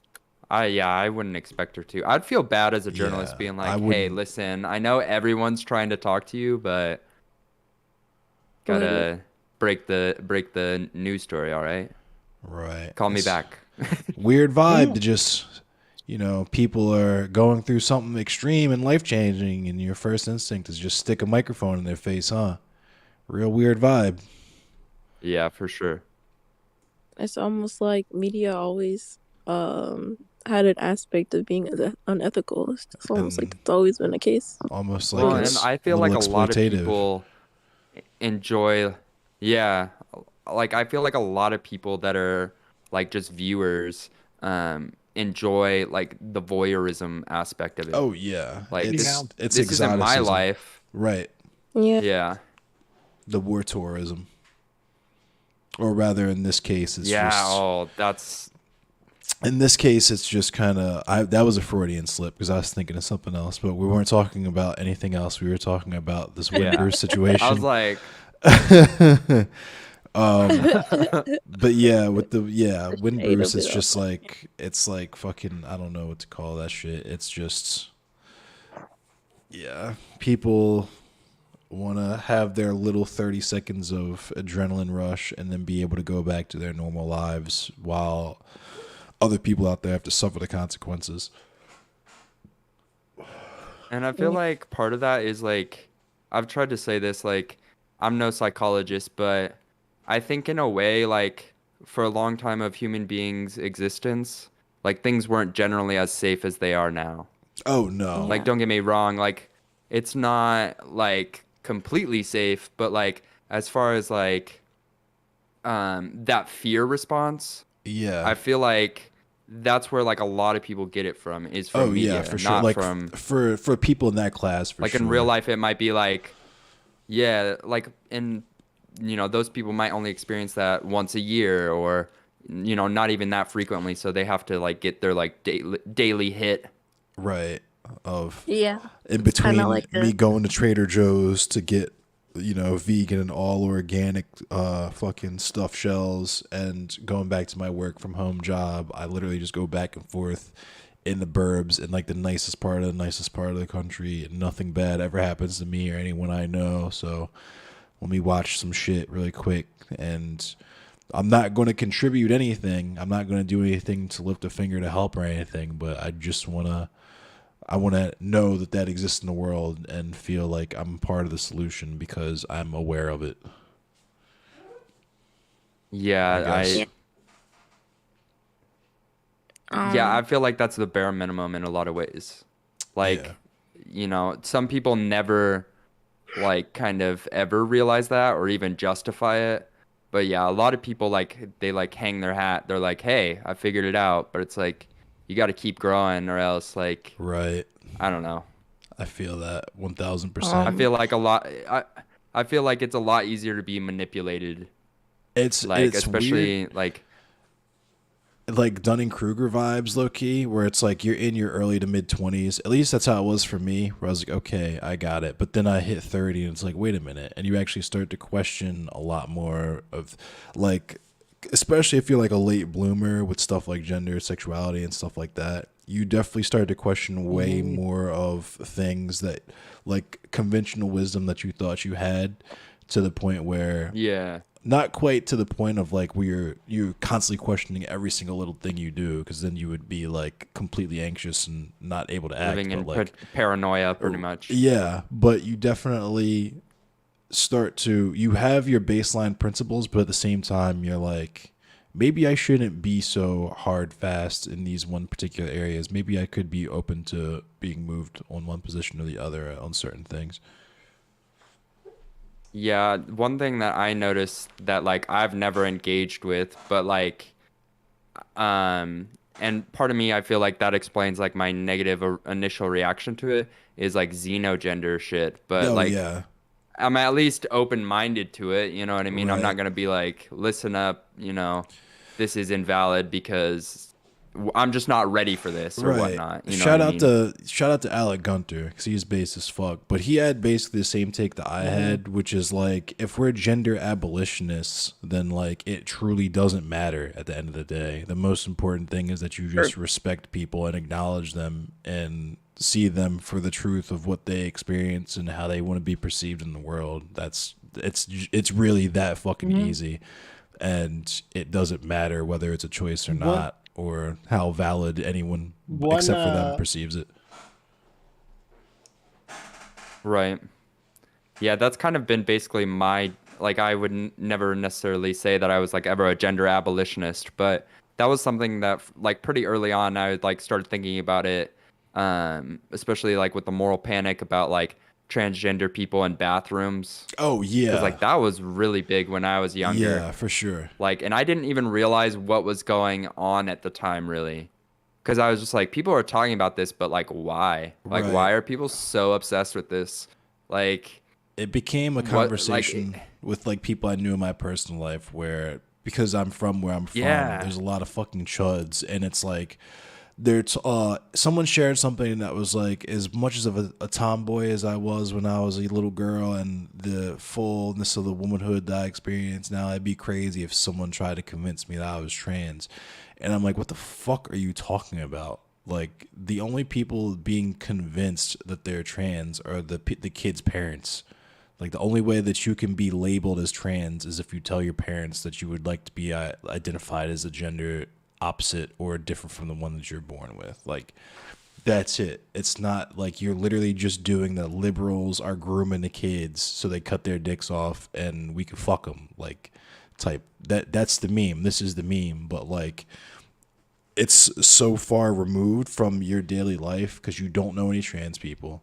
You have no idea what you actually like. You aren't familiar with any of the theory or anything like that. You just like see on Fox News, fucking Tucker Carlson is telling you that liberals are trying to turn kids gay and convince them that they need to cut their dicks off and all this other crazy shit. And because you have no frame of reference, and your kid might have a trans friend, now it creates this conflict in you where you like have to pretend like you're fucking protecting your children by discriminating against other people's children. Especially like how we were talking about with journalism, how like people get their fix. Like people definitely tune into like whether it be Hannity or Tucker or Newsmax or OAN. And they've got that one person that they might listen to 5 nights a week. Oh yeah, every night with that the bully amps them pulpit. up. Like I'm not. Yeah, for sure. It's and I've definitely like met some people in my walk of life that like straight up will not like hang out or like eat with their family just to watch Fox News or some other, news alternative. And it's like, what is going on? Are you good? Like, yeah, I have so just many white locked friends in. that are And I'm like, then it goes to commercials. yeah. But I have so many white friends that are like close with me. So one of the things that they always do is vent to me about how they have a family member that like fucks with Fox News or some crazy shit like that, and we have to have a moment where I'm like, yeah, that sounds crazy, bro. Sounds crazy. Yeah, that shit's crazy. And Welcome it's just back, like, Aiden. what up, Eden? Yeah, like it's not necessarily relatable to all people's lives for sure. Yeah, there was I just covered last week one of the school districts, and it's weird because I had to explain all the layers to the story. But in Carroll County, which is, keep in mind, is like the KKK headquarters in the state of Maryland. Yeah. It's in Frederick, but in Carroll County, they just recently banned, by extension, the pride flag. This was what's up, Storm Devil? This Wow. was the liberal solution. Like, the liberal solution in the school district was we ban all flags. The only flags that are allowed are the United States flag, the Maryland flag, and the Carroll County flag. But the reason why the argument came up is because a local transgender, like a local LGBT like Q organization, had bought all these flags and donated them to the school because the queer kids at school were getting bullied, and they wanted, like, the staff who knew of this and wanted to help, wanted to show solidarity with the kids. Like, hey, we respect you, we see you, we're here to protect you. Right, We're like here to, pride. right. But that Yeah, became, this isn't a place where like you can just be targeted. right. What's up, Globus? Now, here's where it would happen is 2 years ago, the Confederate flag got banned on school grounds. And so people were like, LGBTQ doesn't just represent pride, it represents the transgender political agenda. So therefore, it's a political symbol, so it should be banned too, right? All because they were just mad that the Confederate flag got banned. And They're like, if we can't fly our flag, you can't fly yours. right, they're both pride flags. They're definitely So both petty. pride flags. Yeah. It's just one is a very different kind For of sure. pride than the other one. So yeah, that's basically how it played Yeah. out. And yeah, they were like, all flags are banned, and the difference between how the Sun covered it and how Fox News covered it was crazy too. Like to the point where I had to actually go to Fox News and read the article there to explain just how deranged the right wingers in that area are and how they were framing it. Because like I said, the liberal solution was just to ban all flags. So that's how the Sun covered it. They're like, there was some contention about the pride flags, so all flags are banned because a couple of years ago the Confederate flag got banned. And so you have to infer from that. But then when you go to Fox News, it's like, yeah, the liberals were shoving their agenda down these teachers' throats who just wanted to fly their special flags. And it's just like, all right, okay, blood, that's okay. Now it makes sense why you guys are acting like this. And then you have to explain that it's because, you know, half the people with kids there probably are fucking like card carrying Klansmen. Yeah. Yeah. I think that one of the most cringiest things ever is that What's up, Storm Double? how people glorify the Confederate flag, and I'm just doing this. What's up, tangent real quick Globus? Before I say what I actually want to say, but I have a friend who's Swiss, and he told me when we were on a call before, and he was like, "Listen, one of the things that's the most cringiest thing about America is that you guys like the Confederate flag, like." Nazi paraphernalia is literally banned in my country. Like you can't wear that shit, or you'll get locked up for like 5 years. So like it's really weird how Like we just allow that. Right? Like it's normalized. Like it's okay. Like people weren't literally slave owners and like wanted to keep like black people. Right. So I'm from the Northwest, and I saw, the Confederate flag like a handful of times, like growing up middle school to high school, and I was like, "There's no fucking way like you're flying that flag because you're like, I like the South, I just inherited it, I don't know any connotation of it." It's like pretty much like 75-80%. You're probably like, you know what? I wish the Confederacy won. The South will rise again. All that bullshit. Like. I'm just like, there's no reason to fly it. And I literally had to argue with two random people at a party about, I was like, yeah, fucking like tear down all the Confederate statues and burn them, or not burn them, but smelt them down.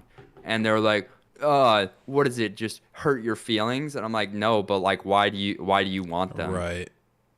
Like, No, I can understand literally, if you like, want to it's, be if you want them in a museum, like, and with the proper context of them explained in the exhibit, but like, nah, they definitely don't have any place in the. And it's really weird because you get in that point in the conversation where it's like, oh, you just don't want things to change. Right. You know what I mean? Like, Like, yeah, that's what you conservatism don't want is. symbolism.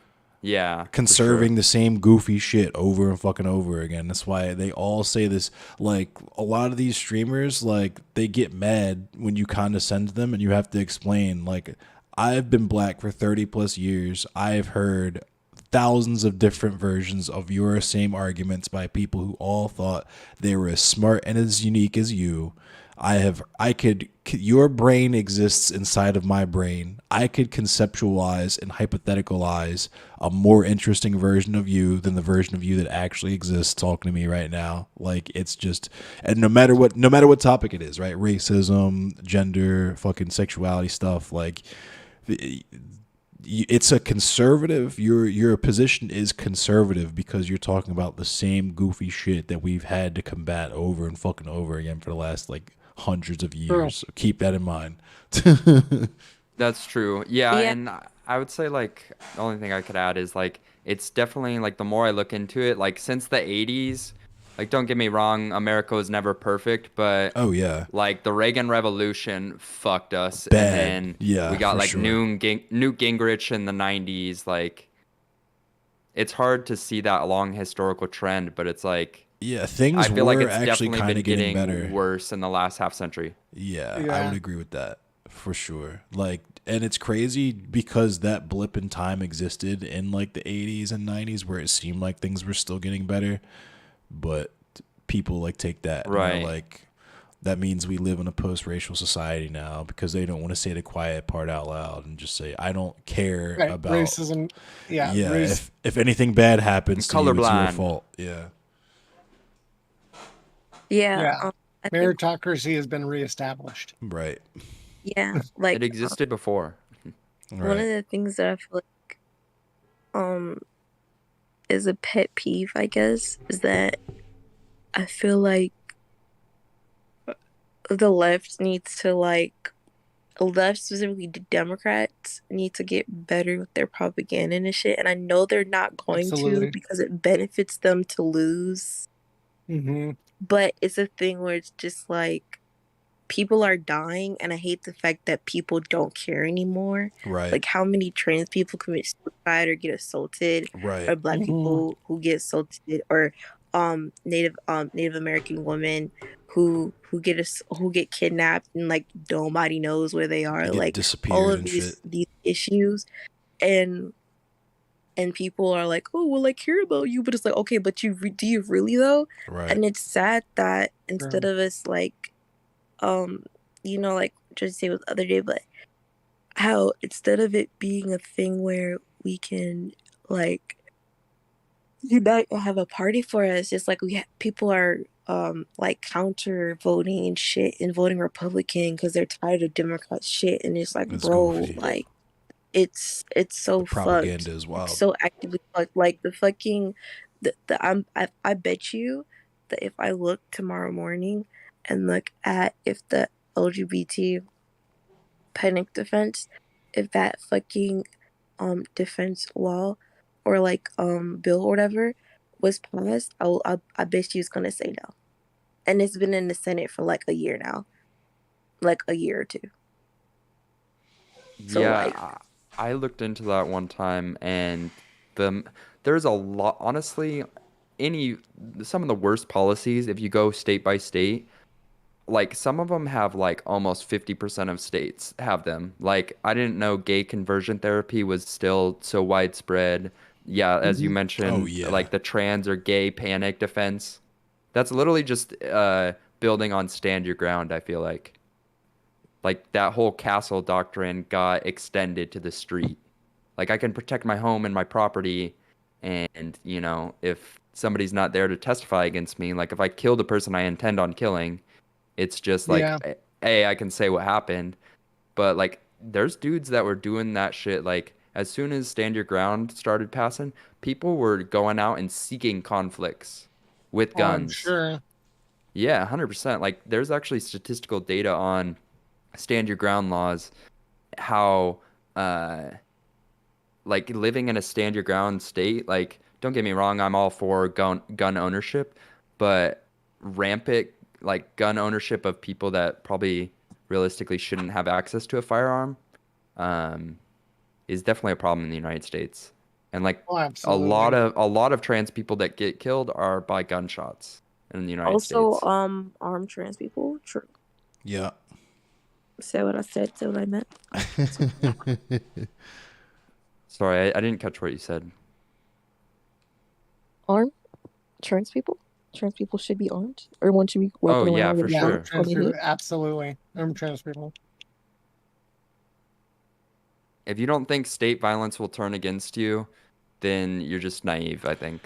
It's I not mean- even state violence, bro. If the That's state true. is not prosecuting the people who are murdering you, then you need to walk around with a Glock on your hip, and that's real. Low key, but Yeah, because also in that sense, you have vigilante justice. It's Right. not That's really not justice. vigilante justice. If you I mean, okay, people are deluded that they're taking the law into their own hand, whether it be the law of, the United States or their country Oh, or yeah. some god's law. that's not.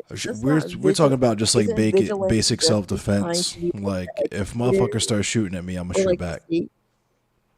Oh, yeah, no, I'm Yeah, saying, that's the concept. If people actively aggress onto trans people and you are a trans person, you should arm yourself in order to protect yourself, because the state, if you die, is not going to prosecute the person who They're not even who low murdered key. you. Just because I know how this shit goes. I'm from Baltimore. My parents were morticians. I've seen this shit happen more times than I can count, and it's absolutely fucking disgusting every time. What Bink is saying is true. They will absolutely not fucking prosecute the person who killed you, but also a lot of the times they're not even gonna fucking bury you with dignity. They're gonna dead name you. They're gonna fucking bury you misgendered as whatever your fucking birth Right. name. Like, it's this whole fucking disgusting process I see happen every time, and nobody ever asks any questions Yeah, about it. or they'll be like on the news or something, or be like a cross dresser or some shit like that. They'll refer to Instead them of as like like drag actually, queens or something, just like utterly yeah, disrespectful. And that's if the news even covers it, because that type of shit is right. unless it's like when black, and because like I said, I'm from Baltimore, so it's one of those things where like black people getting killed, that shit is just considered business as usual. So it doesn't even appear in the news, especially if it's like black trans women and that type of thing. But yeah, that shit's real fucking. That shit's corny, and yeah, should probably. I 1000% believe in the right to self defense, and fucking, if you got it, then Yeah, you I got was it. saying more in the sense that connecting to my last point about like stand your ground. That's what was Oh referring yeah, to when I was talking about that's vigilante vigilante. Yeah, justice. that's vigilante Yeah, shit. that's true. That's weirdo shit. Yeah. So yeah, I'm sorry for the miscommunication there. No, Oh it's all no. good. But Yeah, yeah, that's fucking that George Zimmerman shit. That fucking yeah. honestly, if there was like a fucking Black Panther vibes like trans group, I wouldn't be pressed about it. That us like Honestly, actively on the shit. there I'm was sorry. so I was very privileged to be a part of a group here that wasn't like, I wouldn't necessarily call it Panther vibes, because the extent of everything that they did wasn't as deep as the Panthers went in terms of like, the food insecurity advocacy and education and all that stuff. But it was just a group called Agus Hit that hard, Baltimore. really. And it was literally run by black trans women, and it was just like a group for like queer people, trans people, like queer, trans, BIPOC, like queer, trans, BIPOCs, like to gather and learn firearm safety and training. We would gather at a local spot that was used by the local Food Not Bombs, and do like airsoft stuff in there, and just drill in basic safety stuff, like always keep it That's pointed cool. yeah, keep your firearm pointed in a safe direction, keep your finger off the trigger unless you're ready to pull, make sure you know what's behind the target and what you're aiming at, all that kind of stuff, just before we even hit the range, just to get people comfortable and that sort of thing. And then we would have like range days where we would all take our pieces out, and people that didn't own them, or people that wanted to get familiar or whatever, that we had been through all that with airsoft and stuff with, and we were confident that they could adequately handle themselves in a safe manner that wasn't going to put them or anyone else in danger. And we go out and shoot some steel. And it was really fucking cool. It was really tense for me though sometimes, because it was like a kind of hoggish like range, and they would be in like Smash the Patriarchy windbreakers and stuff, and it was like really cool, really fucking awesome. But it was, like I said, this area was KKK territory, and the range itself was super fucking piggly and hoggish. So it was always Got you. kind of tense for me, like On being edge. from here. Yeah, but it ended up being pretty cool. Knowing the possibility. Right, exactly. But a bunch of people from SRA used to shoot there too, and we ended up meeting with a bunch of people from the Okay. SRA. Yeah, so it ended up being like, once I knew that there was SRA people there, I kind of started to let my guard down a little bit. Because before that, I was like, I didn't know that there was going to be any other based people there. Like, I thought it was just us. So I was always waiting for, at any given moment, somebody fuck? to walk up to us and say something weird. You know what I mean? not preparing for like an active shootout or any crazy shit like that to happen, but just Right. like preparing for Saying a some weird, sideways shit. right, exactly. But Yes, you're not cut off guard. Yeah. yeah, but it was cool. SRA people like came and talked to us and stuff, but we stopped going out there. The group kind of dissolved because the people who were doing it couldn't really do it anymore, and I'm It was A, still not cool, though. disciplined enough. Yeah, it was cool. I'm A, not disciplined enough, and B, I would feel weird running a group like that, ostensibly a cis dude. So it was like, yeah, but it was cool for the time that we were doing it, and it was really cool getting to go out and shoot some steel with and meet those people and be exposed to that. I No, for Yeah, sure. I'm actually gonna dip.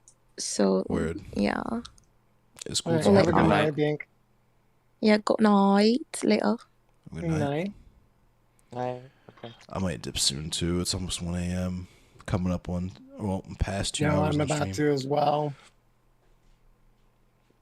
Been thinking about like I don't know what I would have to do, but like starting my own local SRA, because there's definitely a lot of fucking sketchy people in my area. I feel get in touch We got with your nearest chapter, and they'll tell you how to set it up and what to do, everything as far as like I looked legal at the paperwork map. and stuff. It shouldn't be too far. Right. And my thing is like, I definitely want, if I have like a gun in my house, like I would want something to secure it first. Oh, like a safe or something. That Yeah, make- for sure. Yeah. And just Yeah. mental health stuff, like, Oh yeah, you know, not just having it like in my, you know, whatchamacallit, yeah. I was gonna say I didn't bedroom. get my first firearm until I was like 3 years deep into sobriety. So Yeah, so like that's kind of my mentality is like it's definitely something of interest to me. I've always enjoyed shooting guns and definitely I feel like I don't want to be caught unprepared if like in my local community some really sus shit starts happening because we got a lot of weird like bikers and yeah, I don't want to dox myself on stream, but like there was a cop here that went fucking nationally viral for.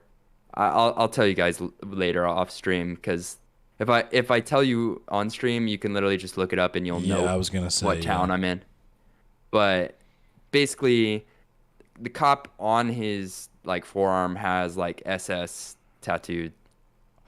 Like some And the Shit. crazy Yeah. thing is, the crazy thing is that's so common that you still haven't doxed yourself. That shit's crazy.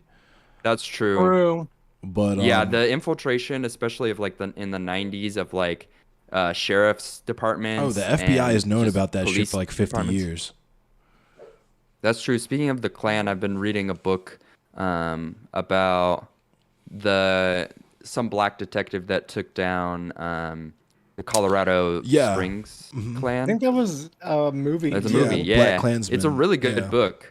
There's Yep. also It's pretty banging. Like, I was gonna say because I talked about this last stream as well. One of the people that gets trotted out whenever the argument of like platforming and that whole thing gets brought up is Daryl Davis because Right. he's the guy that talks to Klansmen and like oh, I was just about to talk to him. yeah gets Klansmen to he like talks Klansmen out of being racist or whatever I guess. And one of Right, the and thing he that had, he Documentaries and books about it. yeah, but the crazy thing is, like, so, like, and this is why I try to tell people, I'm, Aston, what's up? I feel you. I was just noticing that you were getting stun locked on Twitter. I was about to message you to be like, yo, that dude's trolling. But, one of the things that I'm like, okay, this is your boy right here. This is Daryl Davis, the guy that you cite as the guy who is like the Klansman whisperer or whatever. Watch this and Right. understand why it's important that we cannot fucking deal with these people like this. And he's talking about how it was the Grand Dragon, the Green Clan uniform, the Grand Dragon of the KKK here in Maryland, out Carroll County, like I was saying. He got arrested, went to federal prison for conspiring to bomb a synagogue and shoot these other two black men with a pump shotgun. So he was going to go full like Dylan Roof, right? But his day Yeah. job, his other uniform, was a sergeant in the Baltimore Police Department. So it's like, okay, that's cool. You guys can get all these dunks and all this cute content and shit, but they're literally out here killing us. So like, understand that you Yeah, were, and my take on it is like Daryl Davis is like an expert in what he does. It shouldn't Yes. just be like I shouldn't just be like, oh, I can de-radicalize, a Klansman or a Nazi. So let me just put him on my stream. Like, let's just chat. right. Like, I've always thought about that. Like, optically, like unless you're trained in de-radicalization Right. through experience or like some sort of formal training, like you're just lying to yourself. Right. Yeah, because the other thing Like is, you're just like, especially for streamers, you're just trying to be entertained. yes, because he talks about how Right. the first encounter he had with the first Grand Dragon he met, he almost got killed. There was like a ice machine or something. They put a bunch of warm sodas in the ice machine and didn't know that it was in the ice box, melting the ice. So the ice melted and the sodas fell and made the sound, and nobody knew where it came from or what it was. And the dude pulled a gun. Like so Grand Dragons have these people all have bodyguards. That's one thing to understand. Right. The They have Grand protection. Dragon, yeah, the Grand Dragon's bodyguard was called the Nighthawk, and he said it was this dude in military gear that was big as fuck, burly as fuck, clearly roided out, clearly armed with some kind of something, and said in that moment, like, he said he specifically remembers his adrenaline was rushing, and he just stood up and like had his arms out, had no idea what he was about to do. He just knew he wasn't going to die sitting down.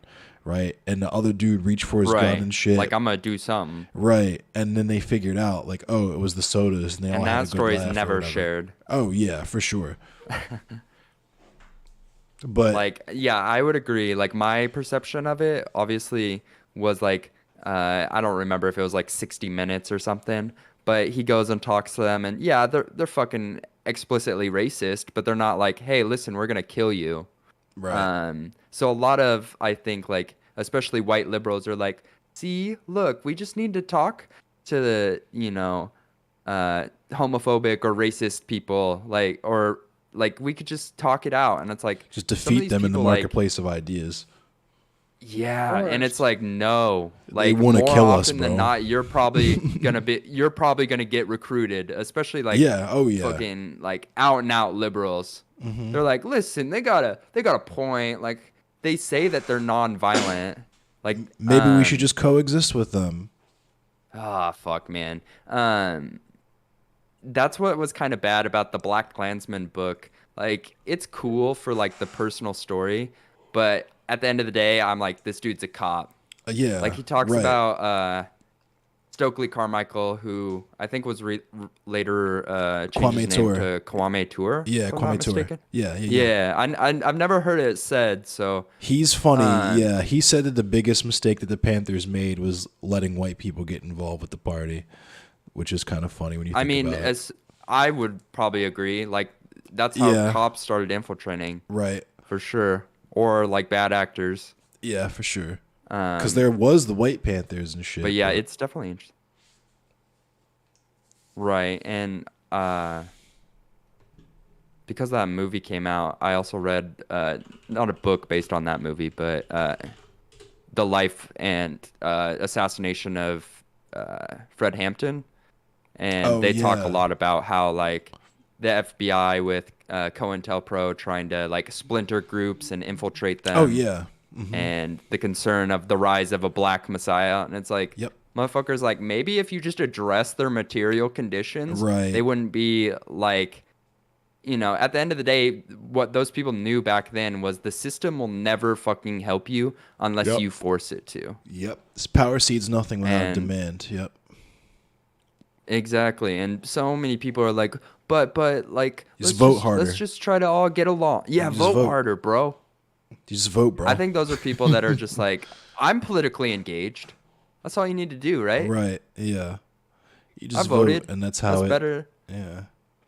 That's honestly Better why than I do what I 50% do. of other people. Because I try to put people on like food not bombs and all that stuff. That's like not militant shit, but is Yeah, that was a great recommendation. Yeah, thanks. Yeah, yeah.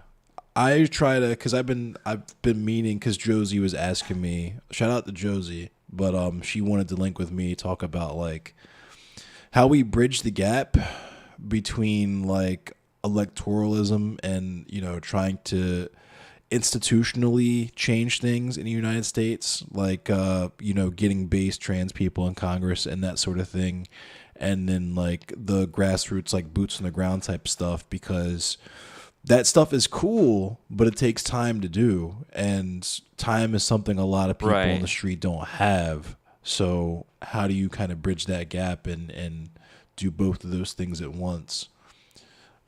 I would definitely be down to listen to that because that sounds interesting. Yeah, I've definitely been I've trying learned to listen to more so much from conversations her. of where like yeah, every time I've like seen her or like people rate into her, I've always enjoyed her content. Very Yeah, Who? informative. yeah. Who? Josie. Josie Oh, Rossi. Josie. Yeah,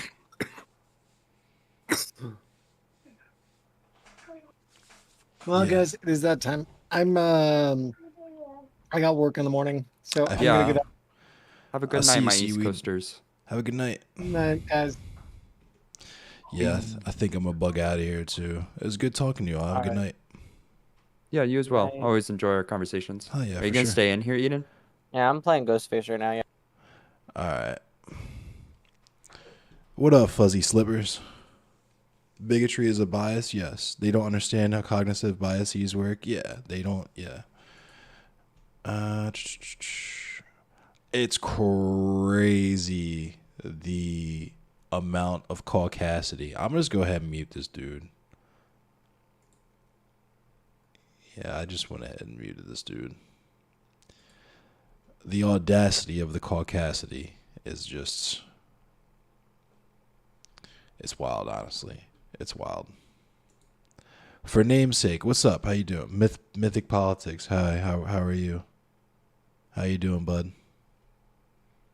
You having a good night?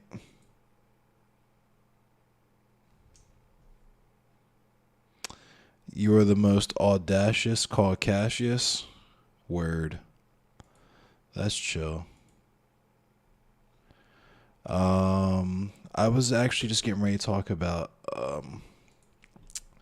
I was gonna watch something with Steven Donziger really quick before I buck out of here, and I might not end. We'll see how it is. Mary Ann Williamson talked to this man. I kind of want to watch that. Let me see. That's the most recent thing that's out, and the first person that's talked to him, I guess. Yeah, Mary. I guess he's got a relationship with Marianne Williamson. So we'll watch this. It's like 20 some minutes long.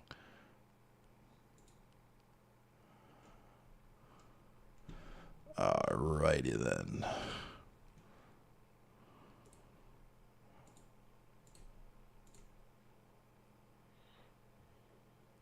Well, everybody, I can't Turn imagine this that any sound of you up. don't know who Stephen Donziger is. I'm sure you know that he is a Harvard trained environmental activist and lawyer who led a team of lawyers who brought Chevron to account for the poisoning of an entire swath of the Is Amazon. Donziger helping out the ALU? Let's see.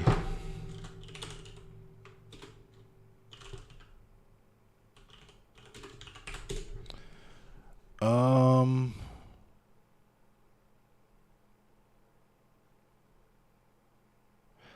I don't see anything about it on Google.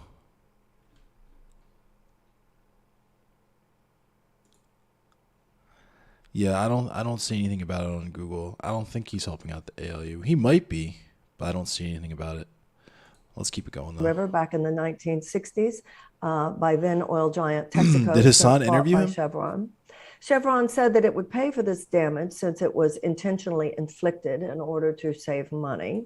It poisoned the water, the air, and the food of up to 30,000 Ecuadorian farmers. And ultimately, due to Stephen's work and the work of these other lawyers, the Ecuadorian Supreme Court handed down a $9.5 billion judgment.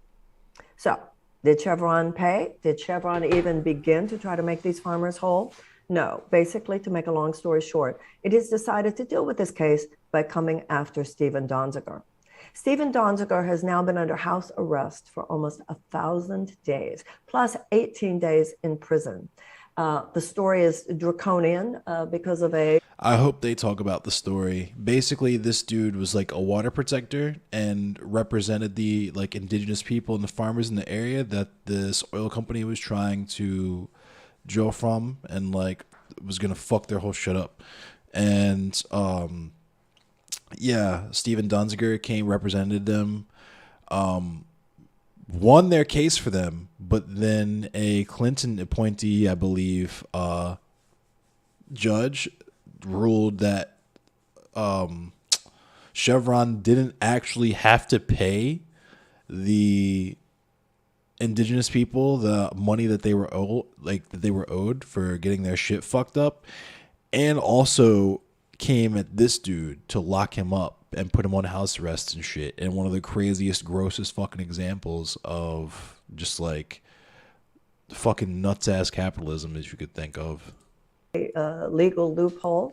A U.S. court was actually handed over to Chevron for their show trial. Right. Yada, yada, yada. But today is good news. Today is the first day after Donziger these almost goated. 1,000 days that as of 9 a.m. this morning, East Coast time, Steven Donziger is free. And he's here with us. Steven, never seen you look so good. Never seen you look so happy. So tell us everything. I mean, have you been to the park? First thing you did, you walked around the block? What'd you do? Well, to actually get released, first, I'm so happy to see you, and thank you again for having me. Always happy to see you. Yeah, so I've been on home confinement now for almost 3 years, other than 45 days in the Danbury Federal Prison. 45 days in Danbury?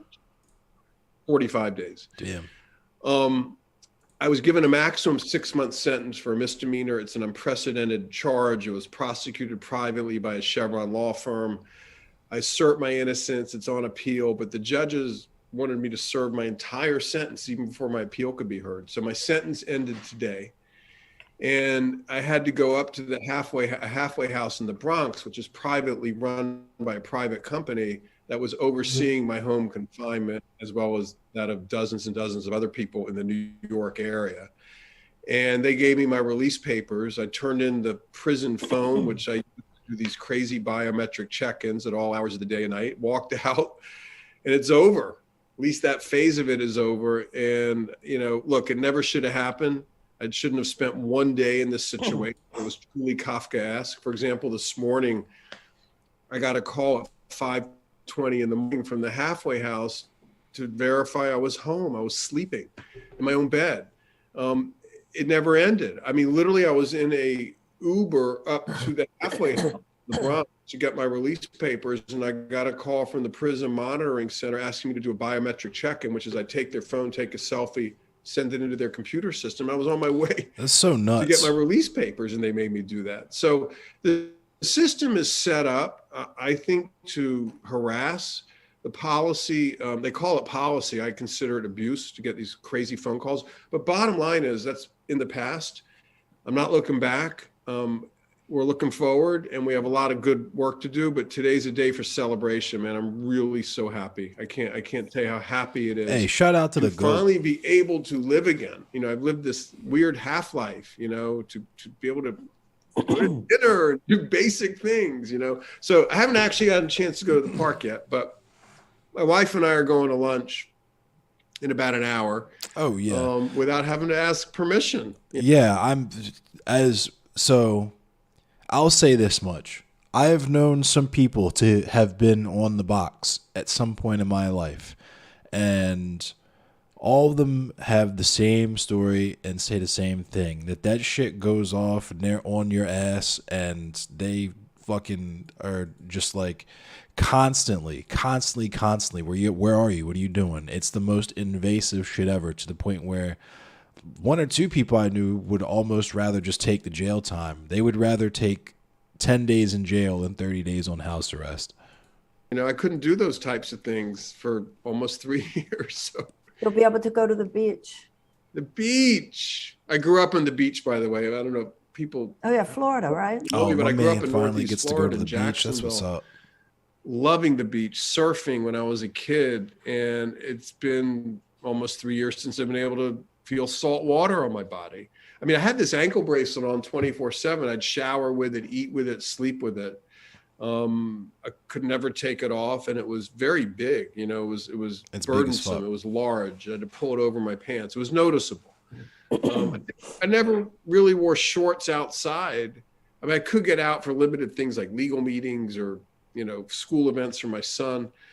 I haven't worn shorts for almost 3 years, other than around the house. It's weird. I mean, everything's going to change, you know, and I'm, you know, it's, look, Yeah, I mean, that there's shit'll people go in off prison for randomly many, for many sure. years, 10 years, 20 years, 30 years, they get out. It's like the world has radically changed. But even in my limited time, almost 3 years, like, it's just, I don't know, you know, it's like, how do I get on an airplane? You know, what kind of COVID vaccination? I mean, I don't even know what's going on out there. So I look forward to getting reacquainted to life fully lived. That would suck. My Well, man's we're all finally very free and happy he gets for you. COVID. And also, those 40 days in prison, in an actual federal prison, gave you insight, experiences that I know impacted you very deeply, including your relationships that you forged with some of the men who were in there, some of the very noble acts that were demonstrated on behalf of prisoners, and some of the really borderline cruel things that were demonstrated on the part of some prison officials, not all of them. So I know that as you move forward, and when you and I talked about this personally a couple of weeks ago when I was in New York, it will take some time to reacquaint yourself with walking down the street without somebody looking over you, knowing that at any given moment of the day or night, somebody could call, where are you, what are you doing? I mean, just that talk about a hand of Big Brother. And so it will take time. And one of the things we talked about was not only will it take time to reacquaint yourself with life as it can be lived, but also to reacquaint yourself, not reacquaint, but acquaint yourself for the first time with where you want to be now, what you want to do now. You are a famous person now. And I say that not in terms of your celebrity, but in terms of your significance. People know about this case. They know about this case is bigger than Facts. you, that it has to do with Chevron's, and by Chevron, by extension, all of Big Oil's effort to freeze environmental protests, to make it clear, even to the Harvard-trained lawyers among us, that there will be no further protests, basically, that there is a line past which you dare not go. And if you do, they're going to come after you. And even if it's in the most egregious ways, the US government will not necessarily protect you. In addition to that, of course, you've had the experience being in prison, and I know that has given you some deep insight. Many people will be looking to you now. You know, for almost 3 years, it's been you looking to us to help you. I know you still have legal challenges that will be coming down the pike, and you'll still, you know, tremendous legal fees, et cetera, and people will want to know about that. But also people are going to be looking to you for leadership now in terms of all of these issues, all human rights abuses. You said, I know you starting a Substack that you're going to be writing on? Yeah, well, thank you. You're so kind and maybe overly generous with the way you describe my situation, but I want to tell you that a couple of points that you hit on that are important to me. I mean, one is Chevron overreached and they tried to crush me. And what happened was I came back 10 times stronger. You know, what you say, you know, my significance, I mean, you know, it is true. A lot of people are looking to me now, looking to this example for guidance on how to confront the fossil fuel industry, because if we don't do that effectively as a society, as a citizenry, we're going to lose our planet as we know it. That is happening now. And I really see Chevron's private prosecution of me, its attacks on me, which have gone on now for 10 years. They've spent $3 billion on 2,000 lawyers and 60 law firms doing this, by the way. I don't think there's been anyone in our country's history who's been the target of a corporate finance retaliation campaign to the extent I've been, and many people have been targets, but this has just been extraordinary. So what ended up happening is I now have a platform and a voice much larger than I've ever had before, and I love human rights work. I'm fundamentally a human rights lawyer and activist. And I plan to use that platform, Marianne, to continue advocating for human rights victims all over the place, all over the world. Ecuador, first and foremost, but other What up, places as Aston? well. So, you know, Chevron's effort to silence me and try to turn me into some vehicle to intimidate other people My man's phone has is failed. going crazy. Has utterly failed. It hurt. He's and, fresh out. you know, look, I want to take a little bit of a breather. This has been, you know, the intensity of fighting for one's freedom, the kind of low grade stress you're always living with, which is my life and has been my life now for almost 3 years, trying to get out of this situation. I think it takes its toll. But overall, I feel very energized today. I feel very energized from the experience. I feel incredibly uplifted by the support received from you and the independent media and the Nobel Peace Laureates who backed me and the lawyers all over the world. I mean, I feel great, even though it was an extremely painful experience for me and my family to go through what we just went through. So I'm going to keep moving. And I ask people to keep supporting me and others who do this work. It's critically important. To keep up with what's going on in your case, because I know there are more layers of vicissitudes, even though this phase of their assault on you is over. Do people still go to freedonziger.com, or should we change the name of that URL? Or, well, you know, it's funny. It's yes, go to freedonziger.com. Yeah. Say this. The case, the legal challenges, they're still coming after you. This dude is extremely lucky. This is the rarest of outcomes for activists, especially activists who challenge power to this degree and this scale, right? This should be like, we're talking about this and we're celebrating this because it's a good moment and everything that Steven Donziger is saying is correct. But we also have to understand that the state's power for violence and suppression is massive, and they will use it. I mean, I was personal friends with a lot of the J20 protesters. The last dude to have his charges dropped for the J20 uprising or protest, right? The last person to get a federal charge dropped against him lived in my house. We were housemates, right? I talked to him after I went out streaming the George Floyd and Breonna Taylor protests in 2020. I talked to him about a lot of stuff. He was out there more than I was, longer than I was, talking about people getting snatched up by unmarked vans and stuff like that. Just, yeah. Right. Yeah. So there's a civil case against me, where they're going. Yeah, this is a historic case for sure. Ask me to reimburse them their legal fees, and there's all sorts of things going on. I don't know where that's heading at this point, but I do know that we have legal expenses that are substantial, including both to protect me and my family, but also to help the Ecuadorian communities, the indigenous peoples and farmer communities, enforce their judgment against Chevron's assets, because Chevron's like running around the world like, chase me, you know, we're not going to pay. So there's a separate group of lawyers, not me, that is managing that aspect of this. And I'm also fighting to get my law license back. I mean, I am a lawyer, but they took my law license. I can't practice law until I get my license back. So, you know, we're working on that. By the way, I lost my law license because Chevron orchestrated the removal of my law license, not because I did anything wrong. I want to be very clear about that. And this happened without even giving me a hearing. That's another aspect of the story.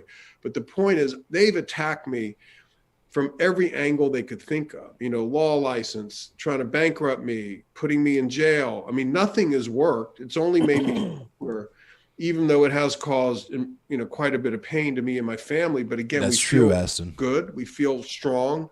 And, you know, we're going to move forward. You know, there's something very liberating about speaking truth to power. I mean, it's like, just don't be afraid of your truth.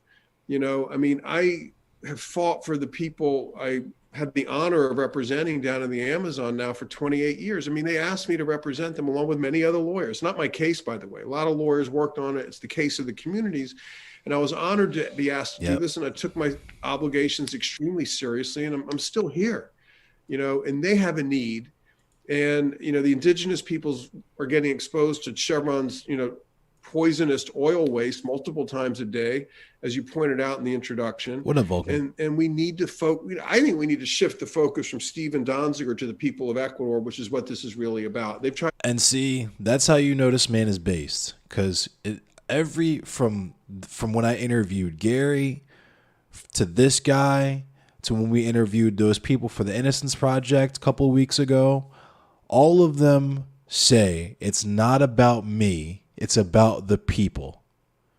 Because that's literally it. If you're not doing it for the people, who the fuck are you doing it for? Right? If you're not listening to the people, if you're not meeting their needs, then what the fuck are you doing? Tried to use me as a weapon of mass distraction, so people don't think about the environmental crimes they committed in the Amazon that are literally killing people as we speak. Mass distraction, weapon of mass distraction. I Weapon really of mass hear that distraction, and relate damn. to that. That's So this far. is the deal. We're living at a time, I think the nonviolent revolution of our times. Yep, has Christian begun. Small's interview. People are recognizing how this system operates. I think there's, just as there's what they call intersectionality among the problems, there's intersectionality among the solutions. And the pushback has begun. Whether it's Christian Smalls and Amazon or the unionization drives at Starbucks and elsewhere, whether it has to do with your case, whether it has to do with climate activism all over the world, the IPCC report, whether it has to do with political prisoners such as Julian Assange, whether it has to do with the entire system of private prisons and mass incarceration. There's an awakening, Stephen. I actually think that COVID, in the quiet, you become more. At first, the quiet, all that quiet drives you nuts, and then it takes you to a deeper place. So I'm so glad that people became as aware of your case as they did while you went through this phase of personal horror. I know I speak for many and saying, so glad for you. So glad for you that phase of things is over. I can't wait to see you again and celebrate with you. You're one of the people in this world I have the most respect for. You've been with me like for 2 years when we first met. I mean, you picked up on what was happening very quickly before many people understood this. When you get attacked in a slap lawsuit like this, they try to hide what it really is in the technicality of the law, esoterica of the law. Like, oh, it's an extortion claim or it's a this claim. No. This is abusing the legal process to silence an advocate, a lawyer. And I'm, as far as I know, the only human rights lawyer in the United States of America who's been locked up for doing his job correctly. That happened to me in this country, and that is scary as heck. And we have to work together to make sure that doesn't happen ever again to another human rights lawyer anywhere in the world, much less in the United States of America, which considers it to be a rule of law country. So, this goes way beyond me. It really goes to what kind of society we want. And I want to mention one other rather pedestrian thing. You raised it, which is I am starting a Substack. By the way, people might not know this, but I used to be a journalist before I became a lawyer. I love writing. That's why you're such a good writer. Well, thank you. Let's do it then. But I love writing. I'm ready to support this, man. I have so much to write about, and I'm going to be writing every week about some interesting topic. Yes, the Ecuador case will be part of it, but it's going to be much bigger than that. And I would, if people can help me by subscribing, that's one way it'll make my life easier because I can't practice law anymore. And what is it? Stephen Donziger. Oh, damn. They took away, they disbarred this man. That's crazy as hell. Laura, make sure you write that on Substack and send them. When I say subscribe, as you know, you subscribe for free. You don't have to pay. I want you to get It's great. Yeah, I have a Substack page, and it's great because you get to continually put out your thoughts and your reflections and what's going on. It's a great thing. And like you said, I might start fucking with Substack just for pod. Chris Hedges just started one. I love Chris. Chris Hedges just started one. Yeah, I might fuck around and fuck with Substack. And there's so many interesting independent voices on Substack right now. So of course. You and I have discussed, I don't remember who first told me about your case, but as you said, it wasn't famous at the time. I was raised by a father who used to always rail about a sense of injustice, having a sense of injustice. And I've learned in my life that, my father used to talk about the Byzantine rule, that things are not what they appear, usually pretty much opposite of what they appear. So if the system's coming at somebody, you might want to take a second look because it's probably not, there might be a reason why they're coming after them. That's not at all what you think. Right. I'm so glad that so many people have picked up on what's obviously going on here. Shout out to the great Susan Sarandon, of course, and Roger Waters and your marvelous legal team. And so many, I know I speak for Stephen and to all of you guys who have spread the word about Stephen, who have given money to his legal defense already. I know how grateful Stephen and Laura are when you have something like Chevron coming after you. I don't think most of us can even imagine what this feels like to have not only Chevron coming after you, but they're able to basically borrow the power of the U.S. government and courtrooms and every other means of punishment to make it clear that these people are very serious. And what's happening now, Stephen, is that the system is very serious about its assault on certain stands for justice. And what's starting to happen now is that the people of the United States are making it clear we're very serious too. Can I say one more thing? Yeah. We're trying to get, this might sound crazy because I did nothing wrong, but we're trying to get President Biden to pardon me. There's a movement. Yeah, hello. Yeah. Hello, Joe Biden. That's pretty Joe wild. Biden. Listen, Mr. President, not that I think you're going to see this, but maybe somebody will see it who will get to say it. You permitted oil drilling on public lands the other day, contrary to anything that has to do with serious environmental protection. One way you can compensate for this egregious transgression against any kind of environmental sincerity is to pardon Stephen Donziger.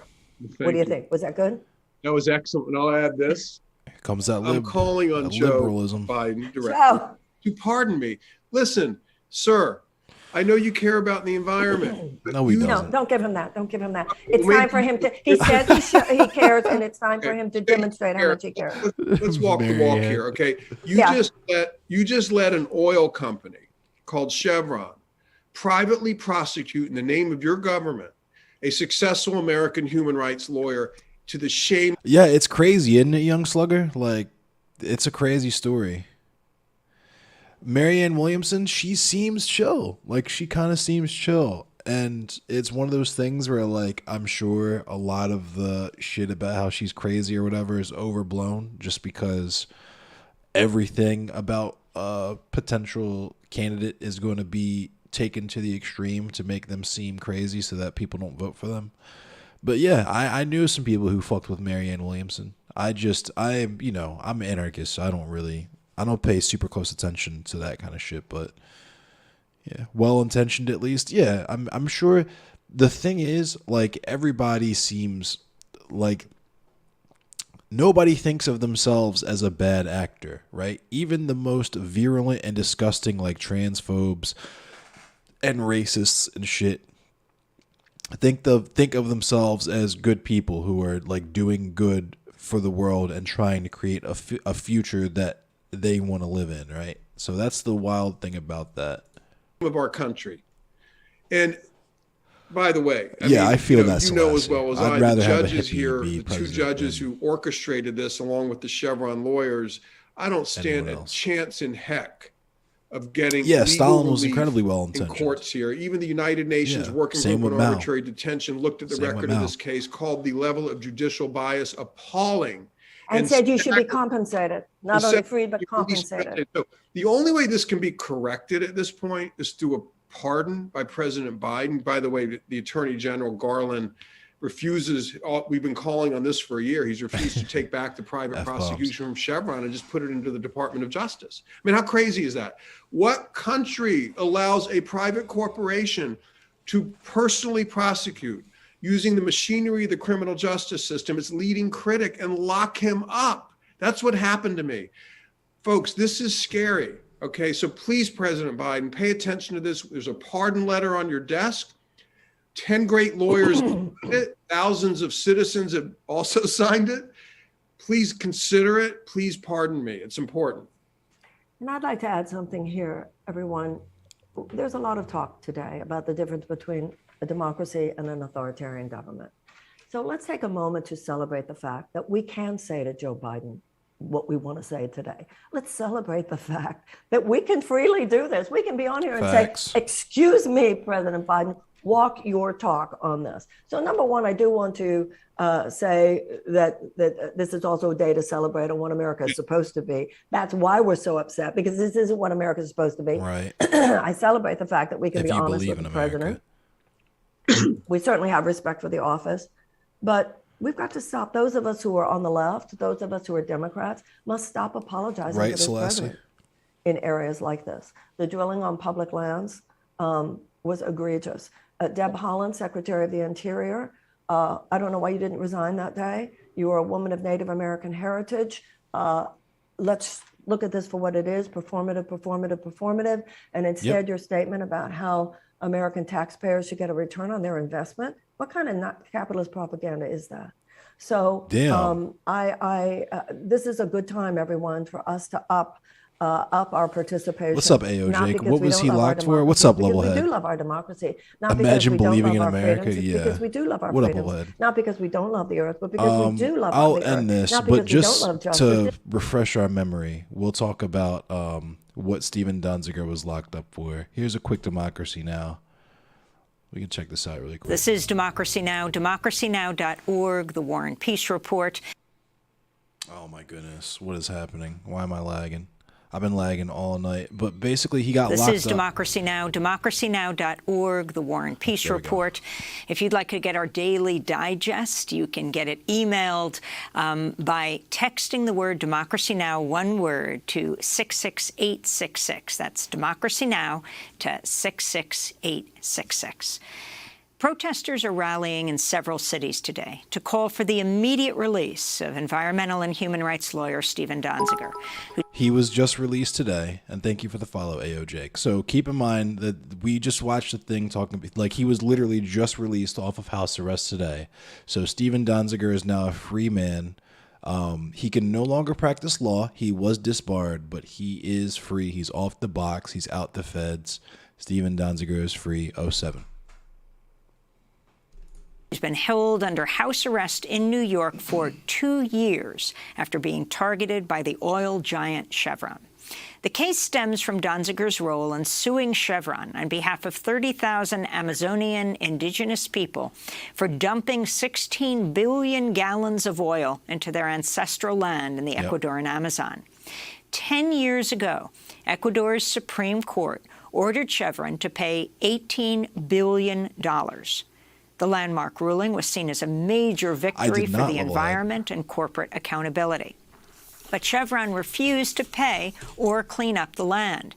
Instead, Chevron launched a legal attack targeting Donziger. We'll look at that Last next. month, Thank you. a federal judge found Donziger guilty of 6 counts of criminal contempt of court after he refused to turn over his computer and cell phone. In an unusual legal twist, the judge appointed a private law firm with ties to Chevron to prosecute Donziger after federal prosecutors declined to bring charges. Today marks 2 years, 730 days since Steve Donziger has been in house arrest. Steve Donziger joins us from his New York home. We welcome you back to Democracy Now!, Steve. If you can start off by speaking about the trial that just took place. We talked to you right before the trial. You've since gone to trial and been found guilty. But talk about who prosecuted you and what the courtroom and the trial were all about. Yeah, it's crazy, AOJ, crazy. Thank you, Amy, for having me. It wasn't a trial as trials are commonly understood. There was no jury. The judge who had already locked me up pre-trial, I'm the only lawyer in American history ever locked up pre-trial on a misdemeanor. I want to emphasize this is a misdemeanor case, a petty crime case, and I assert my innocence. Oil but even if I were guilty, it's crazy a very minor case. No one's ever been locked up pre-trial but me. So the same judge who locked me up now for 2 years, I haven't been sentenced to anything, is the judge who denied me a jury and alone decided my supposed guilt or innocence.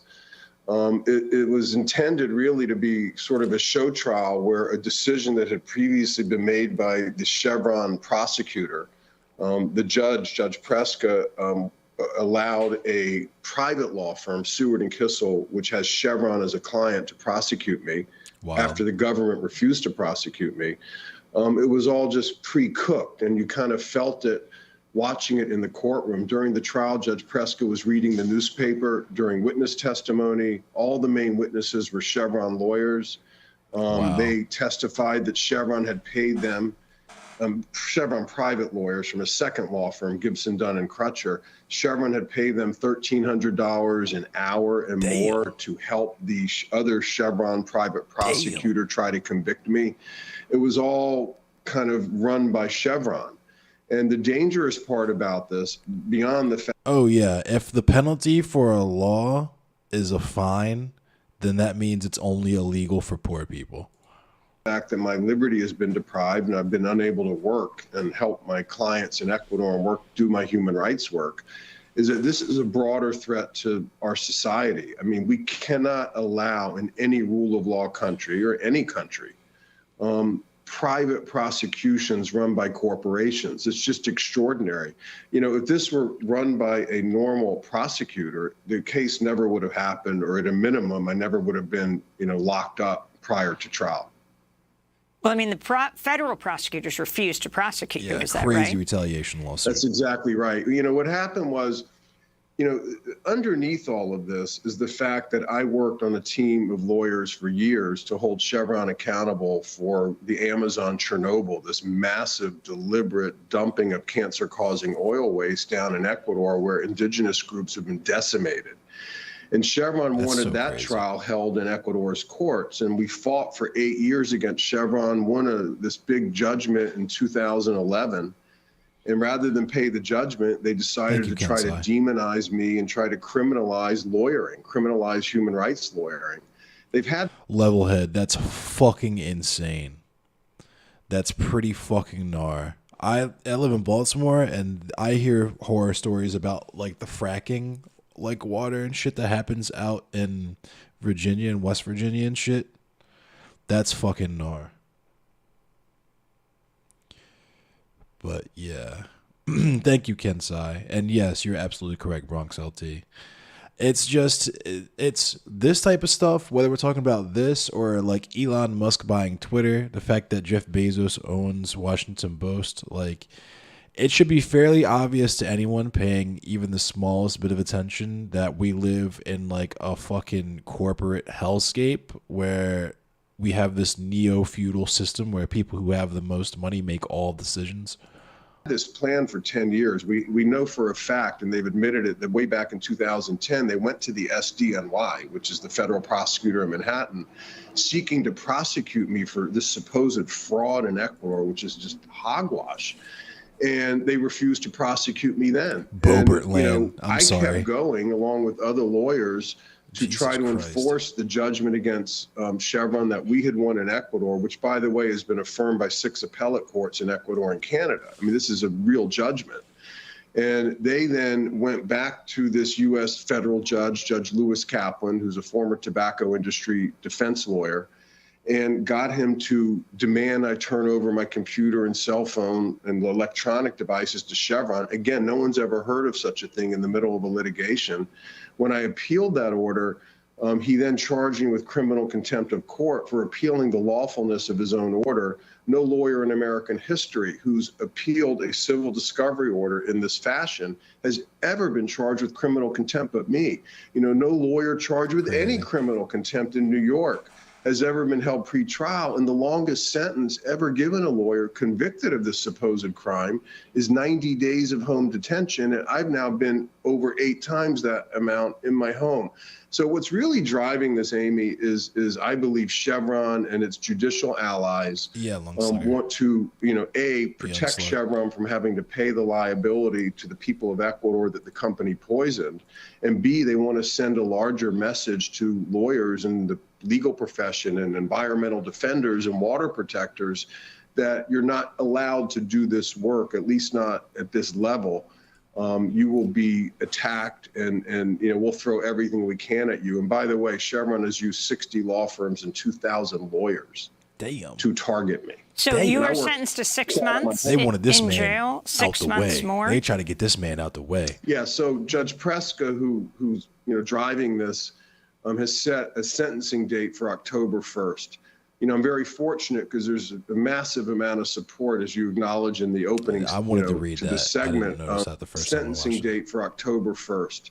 I'm very Too often, indigenous and frontline communities are denied the justice they deserve after racist fossil fuel pollution and corporate violence put their lives and livelihoods at risk. That's facts, though.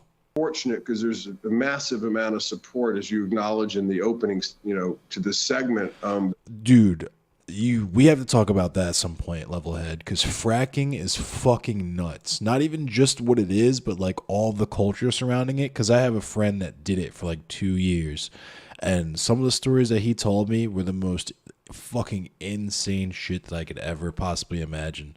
Like straight up backwoods fucking like Deliverance type shit. Like the most psychopathic motherfuckers on those rigs. They should have aimed for the head. Yeah. Growing around the world. We have rallies today in 15 cities around the world demanding my release, including Seattle, San Francisco, LA, New York, Boston, Toronto, Tel Aviv, and Quito, among them, Melbourne. So, we are building a movement to, not only demand my release and to protect the freedom of me and my family, but also to protect this idea that you can do corporate accountability lawyering and not be attacked by, right-wing judges and corporations that can take over the public machinery of the prosecution. This is a serious issue. Like having a corporation prosecute someone and have the power to deprive someone of their liberty in the United States can't happen. This is the first time. And of course, if they get away with it with me, this, I believe, is a part of the playbook of the fossil fuel industry to do this to other activists and lawyers. Well, this will absolutely happen again. No, there's no doubt about it. This will absolutely happen again. Well, Steve, we want to thank you for being with us. 6 members of the Congressional Progressive Caucus, including AOC, Cori Bush, Rules Committee Chair Jim McGovern, and others, Jamie Raskin, have called for the DOJ to review everything that's happened to you. Steve Donziger, human rights lawyer who successfully sued Chevron in Ecuador for dumping oil and toxic waste in Amazon. He's been under house arrest for 2 years today. That does it for our show. I'm Amy Goodman. And Jamie Raskin is from here, too. Homegrown. Good old boy. Let's check out this Melissa Lucio story. A story with a happy ending, perhaps. Because she got a stay of execution. Let's see what they got to say. They need to go ahead and let her out now. We're so excited and we're waiting. We're waiting for Melissa to come home. With just 2 days before the scheduled execution of Melissa Lucio, the Texas Court of Criminal Appeals issued a stay that might give her a chance to prove that she did not kill her 2-year-old daughter, Mariah Alvarez, in 2007. In a statement, Lucio said in part, "I am grateful the court has given me the chance to live and prove my innocence. Mariah is in my heart today and always." Okay. It's nuts that she's been locked up for 15 It's a really fucking tough time years. for all of us right now. Bobby Alvarez and his siblings have been visiting their mother in a Central Texas prison, where she has been on death row. She fell all the way down. From the first step up there all the way down here. Her family says that day they were in the middle of moving. When Lucia was packing in their second-floor unit, Mariah, who was unsteady on her feet due to a mild physical disability, fell down the stairs. She didn't show signs of severe injury, but became Abolish the death penalty. I just wanted to say that really quick. lethargic, and 2 days later, unresponsive. We immediately called the ambulance, and from there, got taken away. It was just a horrible night. Court documents show Texas Rangers interrogated Lucio for hours about extensive bruising and suspected child abuse. The clip of this interview was provided by Lucio's lawyers. How are you not cold-blooded? How are you going to change our minds and prove to us that you're not a cold-blooded killer? I don't know how to change the minds. Well, you can start with telling us the truth. Start by telling us the truth. It wasn't going to stop until she told the interrogators what they wanted to hear. Lucio's lawyers say after hours of questioning the night her daughter died, Lucio was pressured into agreeing that she was responsible for her daughter's injuries, but never said she killed her child. Her defense team says the new evidence includes testimony the jury never heard from witnesses saying Lucio did not abuse her child. Lucio's lawyers also say the jury was not shown how Mariah's bruising could have been explained by a blood coagulation disorder caused by head trauma sustained in the fall. Now a lower court must review some of these claims, including that she is actually innocent. 5 jurors have said with new evidence, they feel Lucio should have a new trial. Mariah's death was a tragedy, not a murder. And the reason that we're seeing the jurors come forward, the reason that we're seeing such an outpouring of bipartisan support is because people recognize that Melissa Lucio is innocent. Now the trial court will have a hearing to review evidence on certain defense claims, and based on that, she could get a new trial. All of that could take months, and she will remain behind bars in the meantime. See, that's so fucked. That's the goofy part. Is like, you already said you're not gonna fucking kill her, but like, you can't even let. They need to just let her go ahead and let her go home. That shit is fucking crazy. Let's read this so we can understand the full situation. So for anyone who doesn't know, we talked about this on stream last week. Melissa Lucio was wrongfully convicted of the capital murder of her young baby girl, Mariah Alvarez.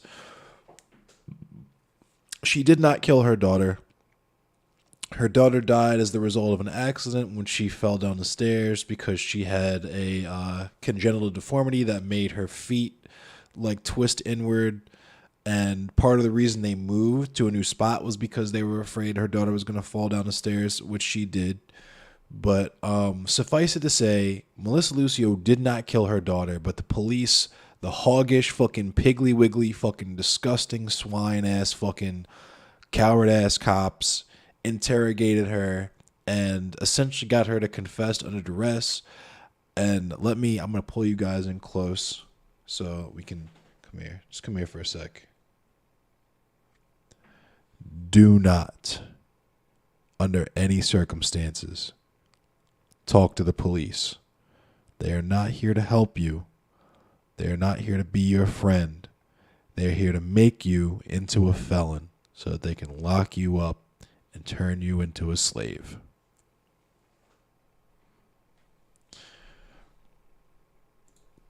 So the police interrogated her, forced her to confess. Fuck the police, yes, always. And the Texas Court of Criminal Appeals on Monday granted a stay of execution for Melissa Lucio, halting her execution scheduled for Wednesday and sending her case back to the trial court to review new evidence. State Representative Jeff Leach called Lucio to deliver the news, and she immediately sobbed on the phone, realizing she wouldn't be executed this week, according to an audio of the conversation obtained by CNN. "Oh, thank you, God," Lucio said, barely able to speak through her tears after receiving the news from Leach. I mean, who wouldn't be hysterical in that? You, for all you know, you're about to get clapped in 48 hours, and someone walks in the room and says, "Hey, you get to live. We're not going to kill you because we think you killed your own daughter." Which, I don't know how that fixes that, but anyway. Lucio, her family, advocates, and attorneys say she was wrongfully convicted of capital murder in the 2007 death of her toddler Mariah. "I thank God for my life. I had always trusted in him," Lucio said in a statement shared by her legal team. "I am grateful the court has given me the chance to live and prove my innocence. Mariah is in my heart today and always." Lucio's son, Bobby Alvarez, said the family is looking forward to Mother's Day now. "We were talking about today, actually, what we're going to do for Mother's Day," Alvarez said, "so I know she wants lots of cards." At trial, prosecutors argued Lucio was an abusive mother who likely caused the injuries that brought about her daughter's death, but Lucio and her attorneys said Mariah's injuries stemmed not from abuse, but from a fall down a staircase outside the family's second-floor apartment 2 days prior to her death. Of the 9 claims Lucio raised in her habeas application, the appellate court ordered the trial court to consider 4 of them, including her assertions she is innocent and new scientific evidence precludes her conviction. Lucio also argued the state relied on false testimony and suppressed evidence favorable to her defense. CNN has reached out to prosecutors for comment. Lucio will remain on death row despite the stay, according to her legal team. The court's ruling delays Lucio's execution while the trial court considers the merits of her claim. So it doesn't even, she's not even, I mean, it's better than nothing. It's something. It's not nothing, but like, it's just a delay of her execution, which is absolutely fucking disgusting. According to Lucio's attorneys, the trial court in Brownsville will hold proceedings to hear the evidence of Lucio's innocence.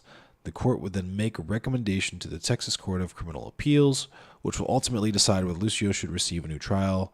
Tivin Stradle, one of Lucio's attorneys, said at a virtual news conference Monday. There's still a long way to go in Melissa's case, and there's much more that stands in the way of Melissa and an exoneration, said Vanessa Potkin, the director of special litigation at the Innocence Project, whose attorneys are also working on Lucio's case. For anyone who doesn't know what the Innocence Project is, Comrade Grimlow, if you're not following Grimlow on Twitch, make sure you're following him. I'll drop a link in chat, but he just raised over $3,000 for the Innocence Project a couple weekends ago.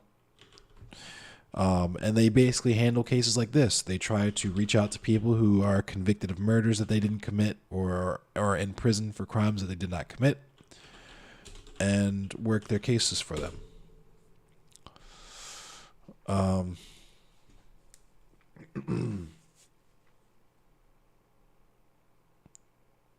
How did the jury convict her without any evidence? Because it's, you know, is America. This is the only thing I can really say. It's just like Keith Davis Jr. Stick around. I'll talk about Keith Davis Jr. a little bit. I'll do that. That's what I'll end out on. Before I raid out, we'll talk about Keith Davis Jr. And, yeah, because he's currently also in prison for a murder that he did not commit. Did they have witnesses, confession, anything? So, shout out Professor Flowers. Professor Flowers actually did a really good video on it. I'll link it in chat. But she talks about the circumstances of the case. Hang on.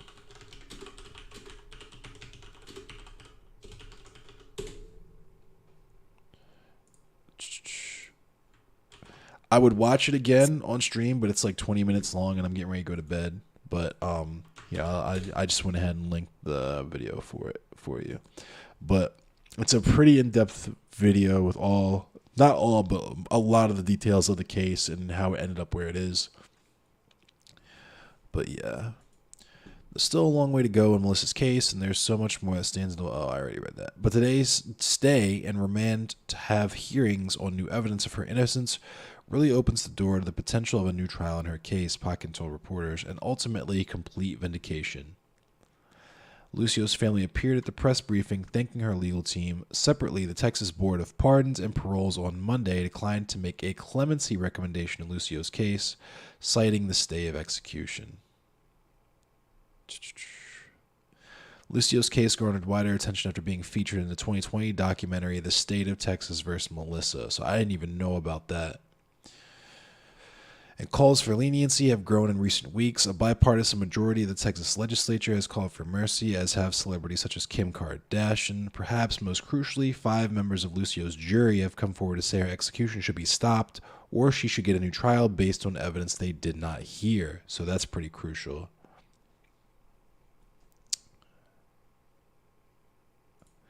When she died, Mariah's body was covered in bruises in various stages of healing. Her arm had been broken several weeks earlier, and she had a bite mark on her back, per court documents. But also, you'll see in Professor Flowers' video that another one of Melissa Lucio's daughters was abusing the baby.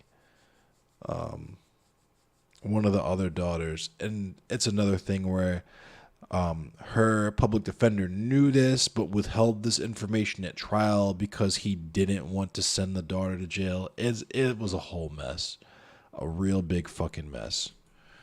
But at the trial, the medical examiner testified for the state Mariah died of blunt force trauma to the head, calling her a battered child.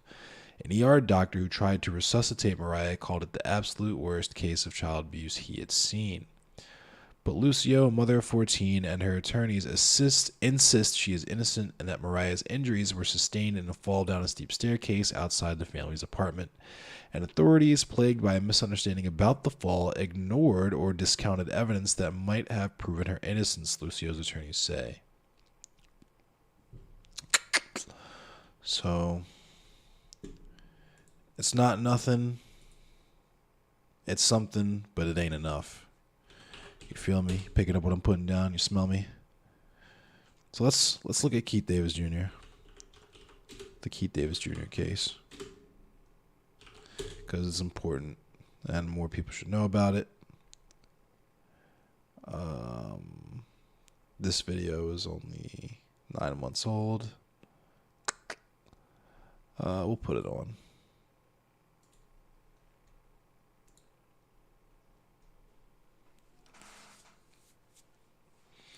Because another one of you want to support Roland Martin Unfiltered? trials Be sure to join our Bring the Funk fan club. Every dollar that you give to us supports our daily digital show. There's only one daily digital show out here that keeps it black and keep it real as Roland Martin Unfiltered. Support the Roland Martin Unfiltered daily digital show by going to RolandMartinUnfiltered.com. You can make this possible. In Maryland, activists are calling on Baltimore City State's Attorney Marilyn Mosby to drop charges against a black man who was facing his 5th murder trial for the homicide of a security his 5th one. 2015, officers approached He might be Davis on number 6 now. and mistook him for a robbery suspect. The officers also believed his phone was a handgun. They demanded Davis drop the phone and begin shooting. He was shot more than 40 times. A jury acquitted Davis of the robbery accusation, but convicted him of possessing a gun. Critics of Davis's trial called the evidence unreliable and flimsy. At a news conference regarding a different incident, a reporter asked Baltimore City State's Attorney Marilyn Mosby about the Keith Davis case. I'm not here on the Keith Davis trial. The one thing I can say about that matter is that I'm going to fight for victims of crime in the city of Baltimore. That is my job, that is my role, that is my responsibility. And my concern in that case is Kevin Jones. Now, joining me right now is Kelly Davis, the wife of Keith Davis, and his attorney, It's a cop-out. Latoya Francis Williams. Glad to have both of you on the show. I want to. Before they get into it, Kevin Jones is the person who was murdered that they're accusing Keith Davis Jr. of murdering. When the evidence as a result of the original robbery case that they tried to charge him with but were unsuccessful in convicting him of, it was demonstrated that the gun that was allegedly used in the murder was never even fired. And the casings that were found on the scene were all from the police officers' issued service weapons. Start with you, Latoya. So walk people through exactly how we got to this point. So he was holding a phone, but he was convicted of possessing a gun. Were fingerprints found? Nope. Did he have a gun? Was one planted? Yep. And how is this now a 5th trial? Right. Well, the long and short of it should not be a 5th trial. Mr. Davis never held, never had, never possessed a gun. This is true. Mr. Davis was actually acquitted of what we call wear, carry, and transport. However, there was a handgun, the state's version, located in the mechanic's garage on top of a refrigerator. And so in the state of Maryland, one could be convicted of constructive possession, meaning possibly if the handgun is within your lunge, reach, and grasp, and there's an allegation that you could have known of it and exercised control, that is considered to be possession. That's so goofy. While the jury acquitted Mr. Davis of actually possessing and all the other counts in the robbery trial, that is the linchpin. That is what the state's attorney's office has hung their hat on. All right, so at the initial trial, okay, so then there was a second one. When was that? And then when was the third one? And then when was the 4th one? And now, go ahead. So here we are. I mean, to keep it brief, I should say, the robbery trial took place first. When Mr. Davis was acquitted of all the charges that one could think of, he was charged with robbery, assault first degree. Yeah, you can be convicted of potentially possessing a firearm. Absolutely. That's how fucked our laws are. Yep. Wear, carry, transport, a host of charges alleging that he tried to rob what we call a hack in Baltimore, an unlawful taxi. The allegation was also that he attempted or did shoot at law enforcement. Despite the state's version of what happened, saying that that handgun was never fired, those charges hung out there until the first day of trial, and the one count of discharge of a firearm was dismissed by the state. So after he was acquitted of all those counts in the robbery trial, the state then brought the first murder trial. The murder charge was based on the allegation that the handgun that is alleged to have been recovered, that's still up for debate, because the only officers in that mechanics garage were the shooting officers. And as we all know at this point, at least one of the shooting officers was under federal investigation for trafficking drugs from Philadelphia to Baltimore. So as we all know, the difficulty in Baltimore and the credibility of the Baltimore Police Department, the version of the officers is that one of them discovered a handgun on top of the refrigerator itself. The handgun is alleged to have been associated with the killing of Kevin Jones earlier that morning at the Pimlico racetrack. So that's supposed to be the tie-in. But nevertheless, as the trials have gone on, the state's own witnesses have testified in favor of Mr. Davis, identifying that that handgun has no evidence of gunshot residue, no evidence of being fired that day. Yep.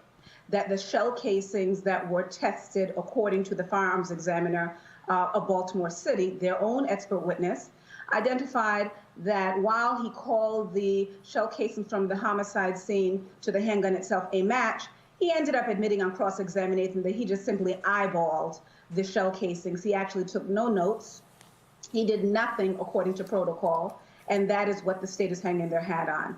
You know, it's unfortunate that it's so convoluted, but Mr. Davis has certainly been dragged through the dirt since 2015. And it's certainly been our position as both a criminal defense attorney and a plaintiff's attorney, civil rights attorney, that Mr. Davis has become the butt of this persecution because he survived the police-involved shooting. Yep. There's no question that what has been made available to the public is Mr. Davis was the first person shot in Baltimore City by police since Freddie Gray. And that has been the plight of Mr. Davis. He's been fighting since June of 2015 for his liberty and his life. Yeah, it needs to be stated that the only reason this is happening to him is because they, as you heard, they shot at him 41 times and he lived. He wasn't supposed to live, but he did. So now they got to get him out the way. So to kind of keep it brief, Mr. Davis. And he was the first person killed here by police since the Freddie Gray uprising in 2015. Was convicted of second-degree murder that was overturned. The other trials ended either in a hung jury or an overturned conviction. So we have 4 in total in terms of the homicide and in terms of the robbery, as I just explained. It's been a whirlwind. And unfortunately, we are still where we are today because the state's attorney for Baltimore City refuses to put her eyes on the actual evidence. So, you know, we're here. We certainly appreciate you listening and the nation listening to the plight of Mr. Davis. So has a 5th trial date been set? A 5th trial date has been set. If I'm not mistaken, are we in May of 2022? Ms. Davis, I know, is on the line. I believe it's set for May of 2022. I could be standing corrected. She can correct me if I'm wrong on the exact date. Kelly, what about that? Kelly, you're on mute. Uh-oh. I think now we got you. Go ahead. Yes, sir. May 16th, 2022 will be his next trial date. So he was shot more than 40 times. How is his health? Is he still impacted by that many bullets? Mr. Yes, Martin, sir. he was shot at. He was shot at 40 times. Kelly, how many times was he hit? He was hit 3 times, once in his arm, his back, and a bullet that went through his face and lodged into his neck. How is he now? He still suffers tremendously. He was a completely healthy 23-year-old when he went to corrections facility multiple times a year just to get him adequate medical attention. When the bullet went through his face, it severed his sinus cavity, so he now has issues breathing. He has just as much titanium on one side of his face as he does bone on the other. That's so as crazy. Well as he still has fragments in his neck, in his ear, and that are close to his spine that were unable to be removed. how long has he been in? How much longer does he have to go? He time-wise in prison. Yeah, in terms of walk folks through what, because first of all, walk folks through his process. First of all, because you said we were fighting, you said we were fighting the corrections folks when it comes to his treatment. Explain that. So, of course, when you're in prison, it's inadequate medical care. They have, he's not getting what he's needed. We have to fight in order for him to get medicine, like prednisone, just to be able to breathe. We have to fight for him to be seen by a doctor. When you're in prison, your medical care and your well-being is the least of their worries. So Right. That's what we had to fight. And he's been incarcerated since they shot him. So they shot him on June 7th, 2015. He's been in their custody since. We've had to fight multiple times. He's had a bullet removed out of his neck in 2017. We had to fight to have that removed. He's had breathing issues. He just recently, this past year, I had to rally the public together to call into the correctional facility as I received a call saying that he was on a ventilator and I needed to sign for a procedure. He was on a ventilator. He had to have a blood transfusion. He was bleeding out and they didn't know where. And even still to this day, he still is not receiving the medical care that he needs for that incident as well. I'm trying to understand here, LaToya. So his conviction was overturned in 2019, but he's still in prison? That is correct. It sounds convoluted and crazy because it is. As we stand here today, Mr. Davis has served the entirety of any sentence that he should and could have served. And we're dating back to the robbery trial, the constructive possession conviction. He has served that sentence. Right. He is literally sitting pre-trial at this point. Yeah. His new criminal defense team has lobbied for bail reconsideration, habeas petitions on behalf of Mr. Davis, not just for his medical conditions, but he's innocent until and unless proven guilty. But this man is actually an innocent man. Right. The state's attorney's office has been able to lodge charges against him and use the allegations themselves as the reason to hold him pre-trial. Now, the very frustrating portion is this. I ask anyone that has followed any of the trials to look at the testimony from the state's attorney's office's witnesses. Every allegation against Mr. Davis is refuted by their own witnesses. Right. Location. There's an allegation that Mr. Davis was at Pimlico Racetrack and shot Kevin Jones. That's the allegation. The state's own expert witness said, actually, we can't place Mr. Davis at Pimlico Racetrack. Handgun. The state's allegation is that Mr. Davis had wielded, carried, touched, shot this handgun. Hammerly pistol. Their own firearms examiner expert said that there is no evidence that this handgun was actually fired on this day in question. Right. That there is no evidence that there's any gunshot residue. And the biggest and most important concession by the state's witness is that there was actually never an assessment done with the shell casings from the Pimlico Racetrack to this gun that's alleged to have been found on the top of a refrigerator in the mechanics garage that Mr. Davis took cover in when the police started shooting. Everything from DNA to fingerprints, the state's own witness testified that there is no evidence of Keith Davis on Kevin Jones, and there's no evidence, DNA evidence, of Kevin Jones on Keith Davis. If we were to go through bit by bit the allegations against Keith Davis and simply take the sworn testimony from their witnesses throughout these many trials, you will find that every one of the allegations has been shot down by the state's attorney's office. So where do we find ourselves? We're wondering what next. If your own witnesses have refuted your rendition of what happened on June 7 of 2015, the only result right now should be to drop the charges. Right. So, Kelly, after his conviction was overturned, he was then charged by prosecutors with stabbing an inmate? What? Yes, sir. Keith, his conviction was overturned. There was an incident that had took involved in his case, and myself and my family thought we could breathe a little bit easier because this conviction was overturned, and we left town to go celebrate Memorial Day. And as soon as we got to the hotel, we got a call from his lawyer saying that he was being charged for a fight that happened inside of the prison that was a year old. So it was a case, an incident that happened with him, and the prosecutor's office reviewed that information and decided at that time of the incident that it was nothing, that it was just an incident that happened in there. And then a year later, Marilyn Mosby and a new prosecutor, Marilyn Mosby's office, That's so shady. has now filed charges for that year-old fight. So that means, so Latoya, he's facing. So wait a minute. That's got to be outside the statute of limitations. That's got to be outside the statute of limitations. A retrial on an event in 2015, Correct. but could be facing a second trial over this attempted murder in prison. And let's be very clear, you are correct in that analysis. The state has decided now, more than a year after the alleged fight took place, and I've got to tread lightly in terms of talking about that.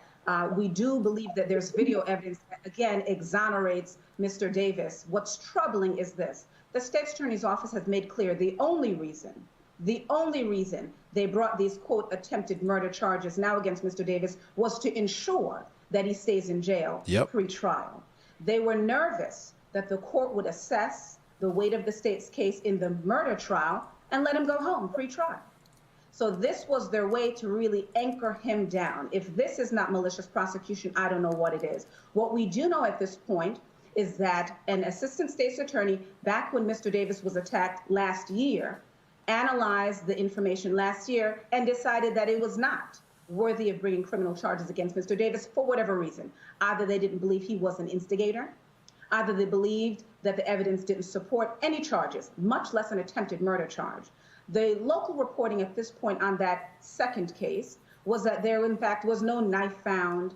And it's my understanding at this point is witnesses have been contacted, and those witnesses find this charge against Mr. Davis laughable, quote unquote laughable. So again, you know, we implore the state's attorney for Baltimore City to do the right thing, someone with no not knife. continue this persecution against Mr. Davis, and saddling him with other charges won't wrong these rights, won't right these wrongs, I should say, excuse me. It doesn't, as we said before, it doesn't change the facts of June of 2015, that Mr. Davis is in fact a victim, not just of government overreach, but Mr. Davis is a victim of police misconduct, and Mr. Davis is a victim of prosecutorial misconduct. Yep. Okay, it's a whole lot to unpack there, and we certainly thank both of you, Latoya as well as Kelly, for providing us this perspective. Right, bomb threat. And we've reached out to the office of Marilyn Mosby to get a comment, and we hope to get one beyond that comment that we played just on the show. We appreciate it. Thanks a lot. Thank you so much. Folks, back to our Roland Martin Unfiltered video in just one moment. Racial injustice. They're not gonna. Marilyn Mosby, especially now, she's got way too much of her own shit going on. She's not gonna respond to any of that. But that's all I got for y'all tonight. We're gonna raid Squid Idea, I think. Seems based. I will catch you guys Wednesday. For anyone who's new, I stream Monday, Wednesday, and Friday nights Eastern Standard Time at 10 p.m. And I talk about news from kind of a leftist anarchist perspective. I talk about prison abolition. I talk about military-industrial complex abolition. I talk about gender abolition. Just like I'm just an abolitionist, I guess. And that's my thing. That's what I talk about. If you enjoy that content, please, by all means, participate in chat. My community is really fucking awesome. I have nothing but cool people in my community. And I share a really awesome community with other really awesome streamers that you should also follow. And I'm sure you'll see them the more that you stick around here. But with all that said, that's my time. I gotta go to bed. We're gonna raid into Squid idea.